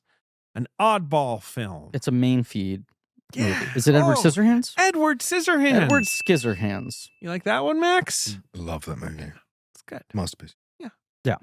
Okay, so Edward Scissorhands. Number 4 is a film we've covered on this show. Okay. We're really getting into almost all movies on this show at this point. We're very close to having covered all movies. This film wins Best Picture in 1990. It's been out for 6 weeks. Okay, well, Silence of the Lambs wins in 91. It sure does. We've covered this. We sure have. And it's a Best Picture winner. That's right. Well, it's not Terms of Endearment. No. Driving Miss Daisy. Not Driving Miss Daisy. That was That's 89. 89. So what's the You guys are circling this movie. I know. Rain Man? No. Not Rain Man. That's like 88. We haven't covered that. And Unforgiven's on. Oh, it's Dances with Wolves. Dances with Wolves. There we go. It's been out for 6 weeks. It's made only $38 million. So it's just beginning a long and successful box office run. Kevin Costner's Dances with Wolves. Pretty good, Max. Do you care about Dances with Wolves? I've only seen Dances with Wolves on a plane at the time of release. Wow. Very young. Okay. Yeah. So I haven't Didn't make a big I haven't push. danced with the wolves again. Yeah. Number 5 at the box office. Will we ever cover this? We debate this director a lot because he had a strong first half. Barry Levinson? Nope. Okay. Weak second Rob half. Reiner? Rob Reiner. It's one of his better movies. It's not Few Good Men. No, although that one is also good. But this would have been right before that? Misery. Yes. Misery. Which rocks. Yeah. Misery's great. Yeah. Oscar winner, of course. Yeah. Do you like Misery? I've never seen Misery. It's really good. Isn't that crazy? I've never seen it. Yeah. I don't think it's crazy because The premise sounds small. sure, and like it's kind of one of those things where you're like, well, I get it. I get what that is because I've the seen it character's so parodied ubiquitous, so much. Right. That like I feel like I've seen Misery, but then when you watch Misery, you're like, this is good. I saw Kathy Bates being interviewed yesterday while we're on the topic of Misery, and she looks so beautiful. She's a gorgeous woman. Yeah. And she's Matlock now. And now she's Matlock. She can do anything. Yeah, she's really. She might Have be- you ever seen Taking Off, the Milos Forman film? I've not. This is the first time hearing about it. Which I believe is her first screen credit. And I think it might be Foreman's first American film. I think that's Yes, right. yeah. It's Buck Henry and Lynn Carlin from Cassavetes' Faces Wow. are the two leads, and it's like two upper middle class New York parents whose daughter goes missing, and it's basically a night of them freaking out, waiting for their daughter to return home. And it turns out the daughter has run off to audition for an open casting call for a play with a bunch of hippie musicians. Or maybe it's not a play. Anyway, Kathy Bates is in it doing an unbroken musical performance. She like sings a song while playing guitar for like 4 minutes and is smoking hot. And she's credited under some other name. Yeah, because she was barely. It was her first appearance, I think. Yeah. Yeah. I don't know. Really That's good cool. movie. Yeah. Number 6 at the box office, new this week, is a bit of a 90s classic. Sorry, her name is Bobo Bates. Great. Is Richard Benjamin's Mermaids. With That's a movie I've never seen. That's a big movie for me. That's a great because movie. the soundtrack Great was soundtrack. ubiquitous. It stars who I consider to be the big three: Cher, Bob Hoskins, and Winona Ryder. And Christina Ricci. Ricci, very young Ricci's in there. She's Make really it a big good. four. Make it a big four. Sure, fair enough. I just think it's funny that it's like, who shall we pair with Cher, the statuesque pop singer? Perhaps a 5'3" British burly man? And you watch the movie and you're like, I love it. Yeah. They work. This is great.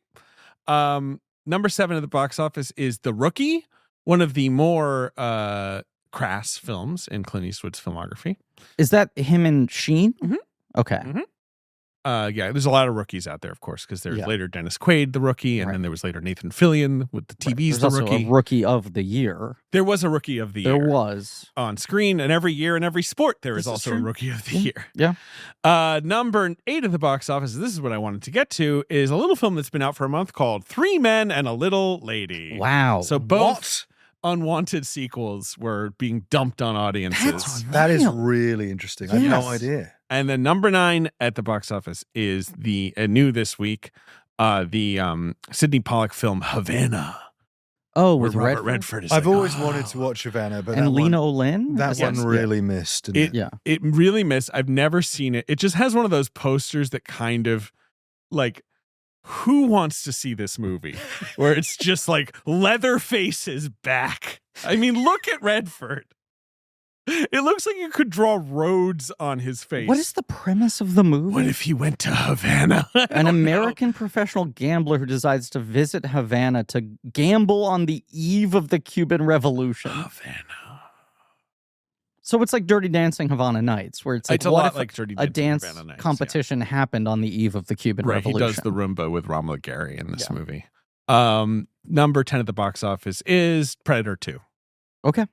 Great movie. A lot of these movies feel like they're made in completely different time periods. Right. Well, expand on that because I agree with you. Yeah, like, it is the idea weird that Edward Scissorhands and sort of Three Men and a exists Little Lady in the same universe as Look Who's Talking 2, a film that has the aesthetic qualities. This is a real something. Well, that's why fulcrum when point you between can the 80s imagine and the people 90s. walking into Edward Scissorhands and being like, "Whoa, what the fuck is this?" Completely. Like compared to the drivel they're being served. Well, and up. the opposite of what we were talking about, where we're like, that's a no notes movie. Mm-hmm. That is this guy made Batman. Mm-hmm. We're not going to tell him shit. Mm-hmm.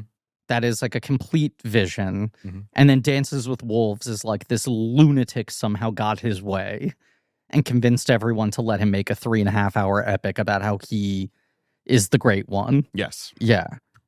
Maybe I gotta see Havana. The whole thing with Sidney Pollack is he's made movies I liked, but Sidney Pollack is guilty of making a boring movie. Like, he's done it. Sidney Pollack has made like 8 movies that don't exist. Exactly. Like, so like I love The Firm, which is unhinged, but I have a feeling Havana might be not unhinged. But it's also made like many undeniable masterpieces. Yes, he's made great movies. And he was a good I've said many times before, is like maybe my favorite actor. He's just an amazing actor. If Pollack is swinging in, it's bucks, big bucks. I'm with you, Griffin. If I could have any actor's career, it would be Sidney Pollack over the age of 50. If I could have any actor's chest hair, it'd be those gray forests sprouting on Pollack's chest. Your father was producing partners with him. Yes, because they had the Interpreter. They had a company together for a long time. Your dad is a producer on the Interpreter. Am I crazy? He is a producer on the Interpreter, a movie that had a very normal production. Yes, nothing strange happened at all during the Interpreter. I wish I knew what you were talking about because the movie's vanished from memory. Only someone could interpret that. Or Random Hearts, which also was a really smooth movie. Yeah. And then they're both producers on Margaret, and infamously. They are both producers on Margaret. The Interpreter Sean Penn is in, and Random Hearts Harrison Ford is in, and those guys are not grumpy at all. So I can't imagine there were any troubles there. No, neither of those guys has. That was, Sydney was operating at sort of the end of an era where you would bring in those big guys to do passes on the script, and it's like there's like the big five. You're like your Robert Towns, like who are you thinking of? I'm thinking more Zalian, Frank, these guys that are just getting inordinate amounts of money to do a few days' work. Right. And like, I think this should happen, right? Or whatever, like whatever it is they do. Yeah, but there was an investment in the screenplay that doesn't quite exist anymore. Yes. Whether that was the right way to go about it, I don't know. But there was a real respect for there was a feeling of like, if we've hired a legitimate director and legitimate stars onto something that could be a programmer, we owe it to everyone to make it a little more literate. Well, and Random Hearts is a great example of like that. It's a movie that doesn't exist anymore, right? No one remembers that movie, despite it having Harrison Ford, being a Sidney Pollack film. It's based on a bestseller, A-list talent through the like at every level of it, right? $90 million movie, right? And like $90 million because Harrison Ford wanted to do it. So then it became we got to do it right, a big budget movie, right? I think, and then you're like, oh, what's it about? And it's like a cop thinks a congresswoman's spouse who died in a plane crash was cheating on her with his spouse who also died in a plane crash. Right. Basically, it's the same premise as the film Bounce. Yes. Pretty much. Another film that audiences were like, no tickets, please. Yeah. They walked up to this ticket booth and they were like, I want to make it clear, I won't be buying any tickets to Bounce. Can I buy a ticket just to refund it? But the Pollock thing is so fascinating because I feel like his. But it's like, right, two cucks fall for each other. Sorry to be to be crass. But the cuckold did fall for each other. Well, I wouldn't. You don't watch In the Mood for Love and go like, look at these two cucks. Fucking cucks. It's a bit of a. I wouldn't word it as a cuck thing. I just think it's more that like the innate they're united premise, by the premise, the idea that both of their partners cheated on each other. I just remember seeing the trailer at some movie my dad took me to, and him going, "That's going to be a big hit." Max's face when I said two cucks. He looked disgusting. I wish people could have seen it. Yeah. My dad was like, "That's going to be a big hit." Right. And I was like, "Why?" And he went, "Because Harrison Ford's in it, and people will see whatever Harrison Ford's Which was in." largely true. But that one, bomb. Well, and it's in the midst of his tough late 90s A weird run with Sabrina and Devil's Own and But 6 it Days, just 7 spoke Nights. to the premise of that movie was so unappetizing to be like, here are two sad people in mourning because their spouses died. And then they realized that also their spouses were cheating on them. Right. So there were like kind of two stages of grief. It's 133 minutes long. There's a lot of other stuff going on though, because I did watch it recently for the first time, and I was like, "There's a whole procedural element." Are they trying to solve like the crash? Yeah, there's some funky stuff, and Kristen's character is a politician, and there's some stuff going on there.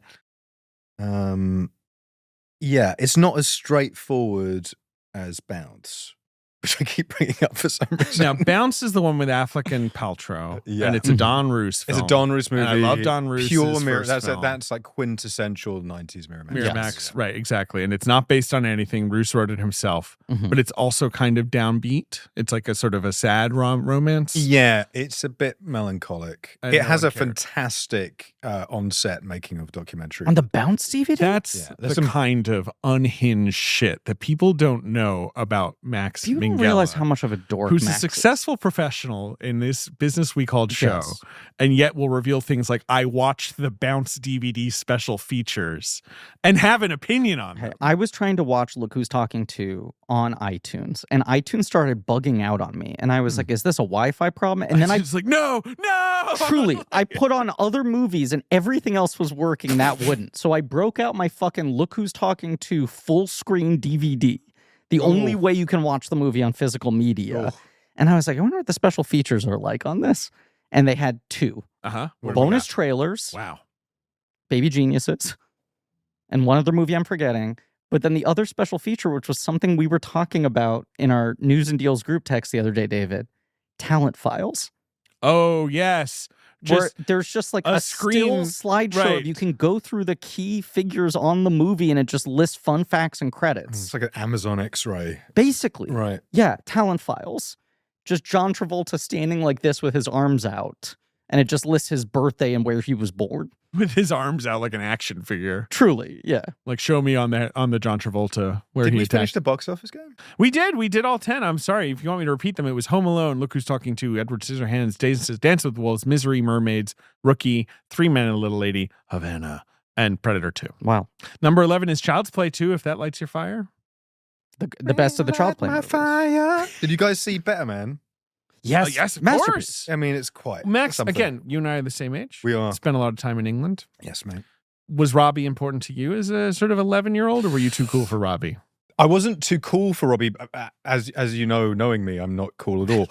No, I definitely wasn't too cool for Robbie. I would say that watching Better Man, I didn't realize some of the cultural stuff that he was connected to. I'd completely forgotten his relationship with Nicole Appleton. I think a lot of people did.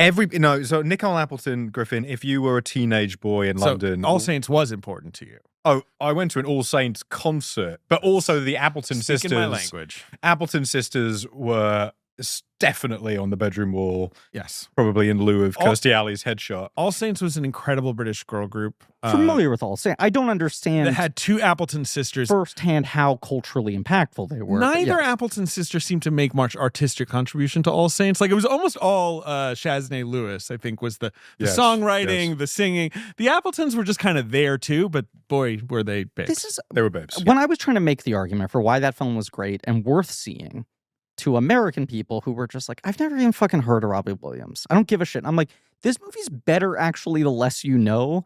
Because shit like the fucking Gallagher twist at the end is mind-boggling if it's not something you grew up reading in the tabloids. Better Man Great. I really like that film. If you haven't seen it, check it out. It's an accomplishment, and it's so indicative, I think, of the time that we're living in.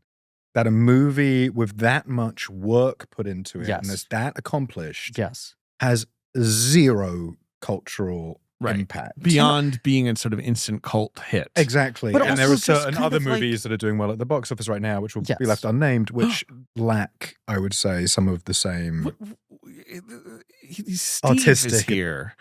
There's piglins. Chicken jockeys. We have chicken jockeys. I don't know what you're talking about. I just think Better Man... Or what about a King of Kings?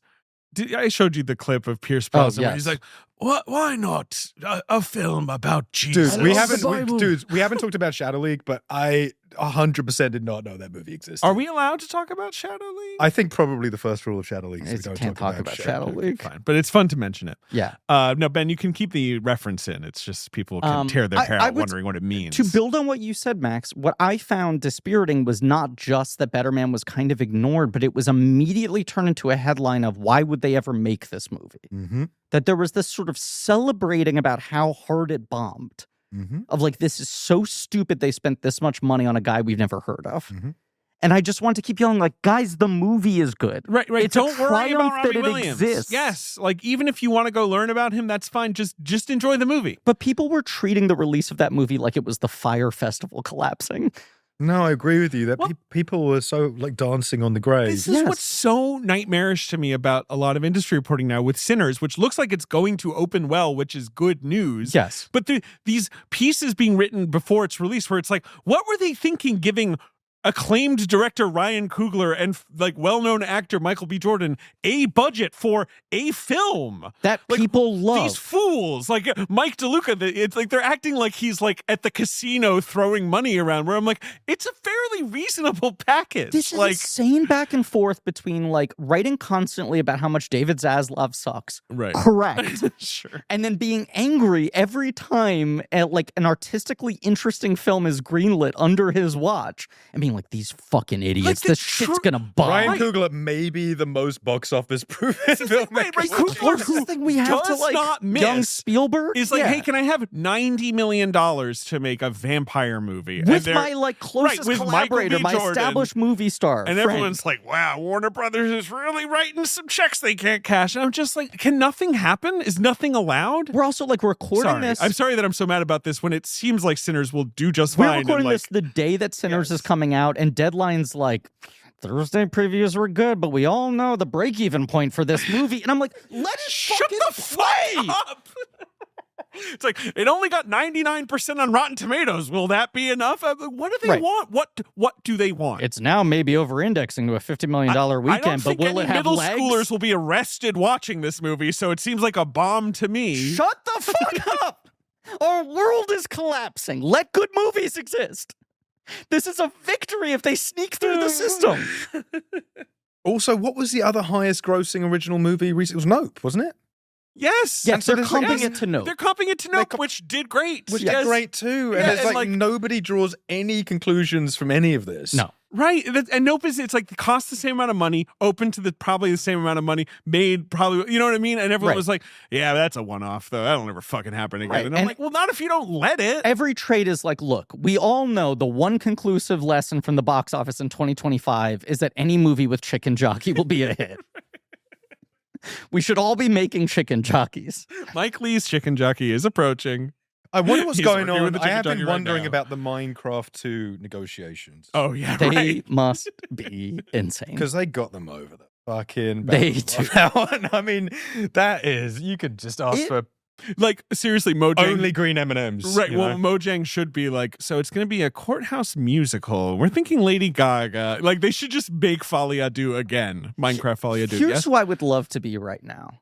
Jack Black. Yeah. Oh, yeah. Sitting back going, hey, Warner Brothers, I'd love to hear you argue why I'm not important to the success of the second Minecraft movie. Right. Which, by the way, they tried to do that shit with Goosebumps. Yeah. They were like, we don't need to fucking pay you. We'll make Goosebumps 2 for half as much money. They test screened it. Kids First Note. Where the fuck is Jack Black? Where is President of America Jack Black. They like paid him $2 million to come in and do reshoots for 2 scenes. We have all been collectively naive about the prowess of this actor. I've always loved Jack Black. Loved him. I will confess, I didn't really put it all together until this movie. It was like, oh wait, they always open. Here's what's wild. You step back and you are like, he not only has conclusively been the biggest family star, like family movie star for 25 straight years, kind of uncontested, without dips. Like his bombs are not family movies. Right. His bombs and even are grown-up something like movies. Clock in the Walls like does fine. Does 80 million domestic or whatever. Right. Beyond that, that was all like, Blanchett because kids go nuts. Yes. So.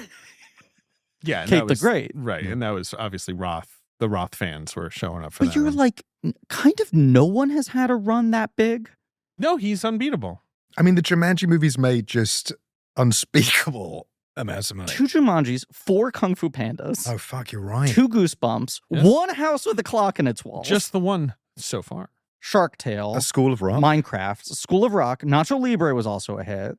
Nacho Libre did well considering it's Nacho Libre. His only real flop is Gulliver's Travels, which still like made money in like Moldova or whatever. So Emily Blunt had to pull out of Iron Man 2, right? For that one. That's sort of the legacy of Gulliver's To be clear, Travels. this is what Talking with Max is usually like. This He is was pretty locked in for the Look Who's Talking To discussion, Serious. but mostly it's kind of bouncing from Hollywood ephemera, and box office data. I have and things ADHD. like that. Could you tell?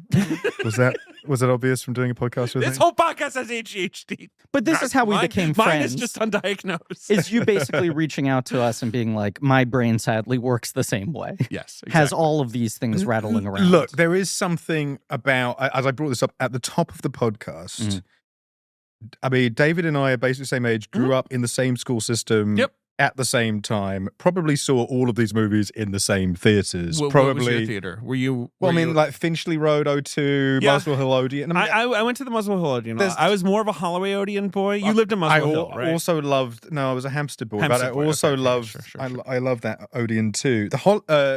Yeah, I mean, these are.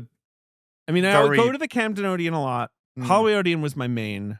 Camden Odeon was a bit grossy. It was very grotty. Yes, but we have a lot of shared history, and then Griffin, I feel like we have an insane amount of shared history because your father, filmmaker, mother not born here, but sort of intellectual, slightly eccentric. And I think that thing of like us independently becoming film nerds and then having a parent who could be like, if you're interested in this, I can explain this shit to you. Right, and I can tell you some things, right? I can kind of provide context. Yes. Yeah.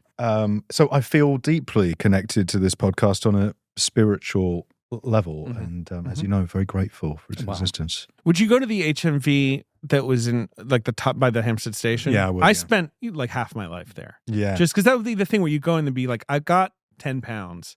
Well, I'm walking out of here with 1 to 2 CDs. Like, so I got to sound like John Travolta sneaking his children into Total Recall, but there was a great trick you could do at HMV, which is if you opened your CDs from the left side and not the right side, you could keep the tags on. Go ahead. Copy the CD. Take Put it back. Return it. Get it returned. God, you could burn the CD. CD. I went there many times, and I don't think I ever spent $1. Wow. Or a pound. Or a pound. Yes. Come on. It's the UK. Or a euro. What else were your haunts, David, as a youngin? Well, Poundland. You go to Poundland? Yeah, we pounded out. No, I only went to Poundland at university when I had no money, and a place like Poundland. Did you go to Cockfosters? I have been to Cockfoster. Have you ever been to Cockfoster? I've never been, but it makes me laugh every time. It's always funny. If you get out there, there's a big woods you can go into. I went there once. And the next station is Cockfosters. This is a train to Cockfosters. They do they say really it hit ruefully. it. Yes. They really hit it. Cockfosters. What were my haunts? Oh, the Internet Cafe on Regent Street. No, I don't know. I mean, what was my life back then? I went to Rowan's. You ever go to Rowan's? I didn't. The bowling alley in Finchley Park? No, I don't think I went there did. all the fucking time. It was a bowling alley. You could pay 50 pence to enter. Okay. You had to give them some money to get in there. Okay. There was a bowling alley. There was a big bar where you could get food. And if you're 13 years old, like, it's perfect. Sure. And there was a giant arcade. Like, arcade cabinets. Well, at the so bowling good. alley, do you ever go to the Acton Warner Brothers Theatre? No way. I mean, when would I have ever been in Acton? Because I would go to that. Also had like a bowling alley and a arcade. That sounds thing. awesome. Sure. Saw lots of important movies there. Daylight. Great movie. I saw it on a plane, but great movie. Really good fucking movie. And The Fifth Element I saw twice at that theater. Sure. I do remember. Were you in Acton because like the BBC was over there? Like why were you in Acton? BBC One, BBC Two. No, I don't know. I think I just went because it was a place you could see daylight. Sure. I do. I think Griffin, you're like this as well. I don't remember anything in my life. I can't remember what I did yesterday. I remember exactly where I saw every single movie. Me too. Yeah. That is unfortunately a sickness of mine as well. I would go to Notting Hill and go to the computer exchange, which was right outside the station, and spend hours there. Like, remember when before the internet, you just had to go to a store? And just like, it's like, I'm just going to be in the fucking record store all day because I can buy one record. I spent half of high school at the Union Square Version Megastore. That was my version of the HMV. Look, when I came to America, I would go to a megastore, Virgin Megastores. Yeah. I just want to, I'm not looking for a medal, but I just want to call out how I'm not even doing the bit of being annoyed that I can't do the bit. I just let you guys. Right now. I was pretty proud of you, Griffin. I was going to 8 minutes that we could get through it. I wasn't scratching myself. I wasn't biting my tongue. I just let you guys talk about local UK haunts. Now you're not an Arsenal fan, right? No, I'm not. We really should have. We should avoid football as a subject. But you didn't grow up going to football games, I did. No, I am a diehard football fan. If I get into explaining who I support, I know who you support now, and we've gotten into it off. Let's not talk about it. I will. I'm just trying to think of other things I did in England besides like go to school. Just mostly. Where did you go to school? CLS. Oh right. City of London. I am working with a filmmaker right now. I think went to City of London, Mickey Down. Huh. Must have been younger than me.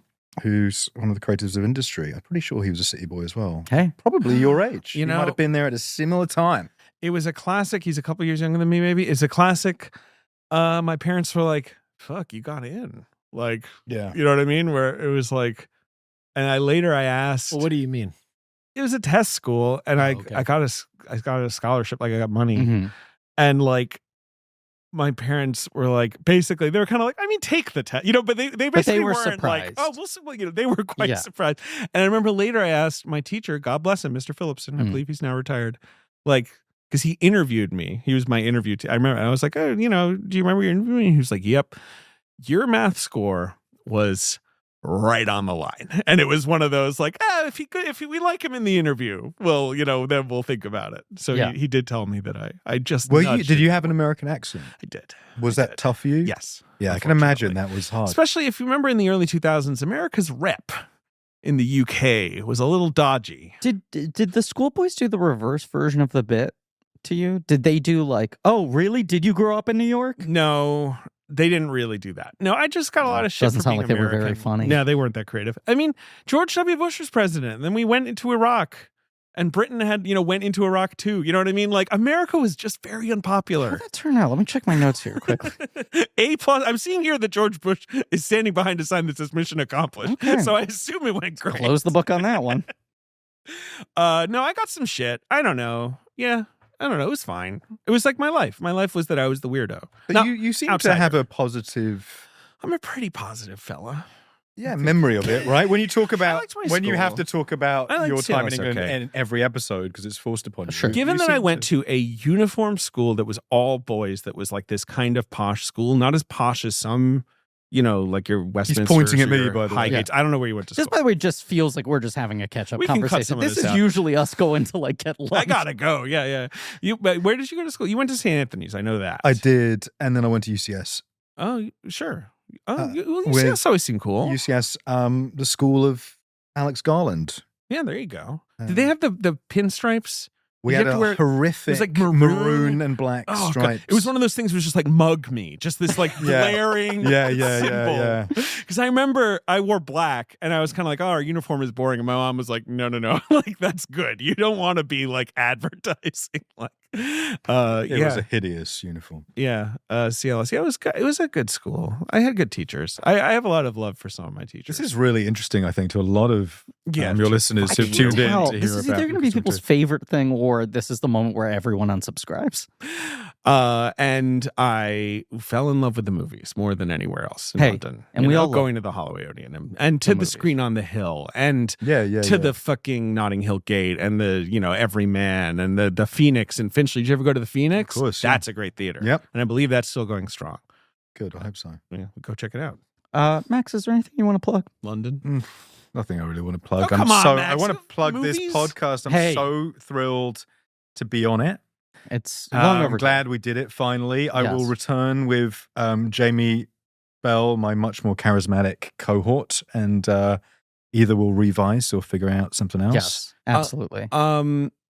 You're in The Handmaid's Tale. That's in its final season. I am. It's just ending. It's I think airing now. Yeah, it's airing now. Yeah. I think right, this is the last season, right? Yeah. I'll confess I don't know what your character's up to anymore, but I assume it's all very good things. You and Mostly me, good you and me things. both, my love. I couldn't tell you what he's up to, but I shot it. Mhm. And You're filming industry right now. I'm filming. Right, you're in C3 of Industry 4? Yeah. We're doing season 4 of Industry. Check out Shell, which will be out later this year It at will? some point. It will be. excited to see Who's it. got Shell? Who picked up Shell? You I can't don't tell me. know if I can say that yet. Okay, fine, But fine, it'll. Now, honestly is let Kit me- Harington still in Industry? Or is he gone? He is. He's yes. Is he a good lad? Is he a fun hang? Kit one Harington? of the nicest people I've ever met. He's very small. Very little. He's No well. Look, offense. I'm not a massively tall. No, I know. man Sure. Either. It's just No, it's an amazing group of deceptively people. It's been I love a that lot of show. fun. I love that show. I think it's great. Ooh, Kiernan Shipka's in this season. I'm seeing here. And Cal Penn. Wow. Claire Forlani. I have so many questions. I got to work with Claire Forlani the other day. I will just finish with this. Please. And had no idea that she was in the show or going to be on set. And that's a big fucking deal. Yeah, Meet Joe Black. I mean, I lost my mind. And I tried to explain to her that Meet Joe Black is like a really important film, I think, to basically men who were 14 at the then. time that Meet Joe Yes. Black was released. Uh-huh. It is a movie that has an insane relevance to people who were just teenage boys when that film came Is out. she I don't know like, why. what are you talking about? I thought that movie just didn't do Yeah. well. Like, yeah. she's just sort of like, I don't think forget she's conscious of the fact that it is so meaningful to a lot of people. It's a good movie. We were very positive Yeah, about we it liked on this it. show. Yeah. I will, because I'm also a diehard Succession fan. Sure. It is quite strange how much overlap there is between those two projects. Industry and Succession? Or No, Succession and Meet Joe Meet Joe Black Black. and I Succession. feel like Meet Joe Black has a lot of Succession. Interesting. Like Energy. supporting well, oh yes. Yeah, because it's Yes. got. You're right. Yes, I mean, would the agree sort with of that. the guy giving away the business. And, Right. Completely. Right. When I first saw Succession, the pilot, I remember being like, is They it finally- the same universe as Meet Joe Black? How Maybe great would Pitt's it be gonna if walk Joe in there. Black showed up in the Right, if final Cox is like, episode of fuck Succession? you, I'm buying another network. And then finally Brad Pitt shows up. He's like, who the fuck are you? Everything's going to be Irie. Okay, I think that's the end of the episode. Max, Thank you, for everybody. being here. Thank you all for listening. I nailed one successful callback. Tune in next week. Not for Look Who's Talking Now. That will be happening over on our Patreon. That's right. with our good friend Rebecca Alter. In from fact, Vulture. next week, Griffin, Mm. we shall be having a final reckoning A final reckoning. with Mission Impossible. One assumes the final film in the franchise. We'll but find you out. never know. We wait with bated breath. You seem unconvinced. No, so this doesn't come out till Late Correct. May. Oh Like, my yeah. God. Yeah. It's April now. It's not that crazy. Yeah. But yes, Mission Impossible: The Final Reckoning approacheth. And then we'll And then return Clueless. After that, Clueless with Heidi Gardner of That's SNL. right. We can tell you that Heidi Gardner is the guest on this episode because we recorded it. Your favorite movie. She's showing up, and Yeah. it's my favorite movie. And she was such a good guest. Yes. Yeah. It'd be yeah, funny it if was I was like, and she stank. Oh, she shits the bed. But the No, movie's good. It's No, a she great was episode. So thank you all for listening. Look forward to that. And as always, just remember that Mr. Toilet Man eats your poo-poo and your pee-pee.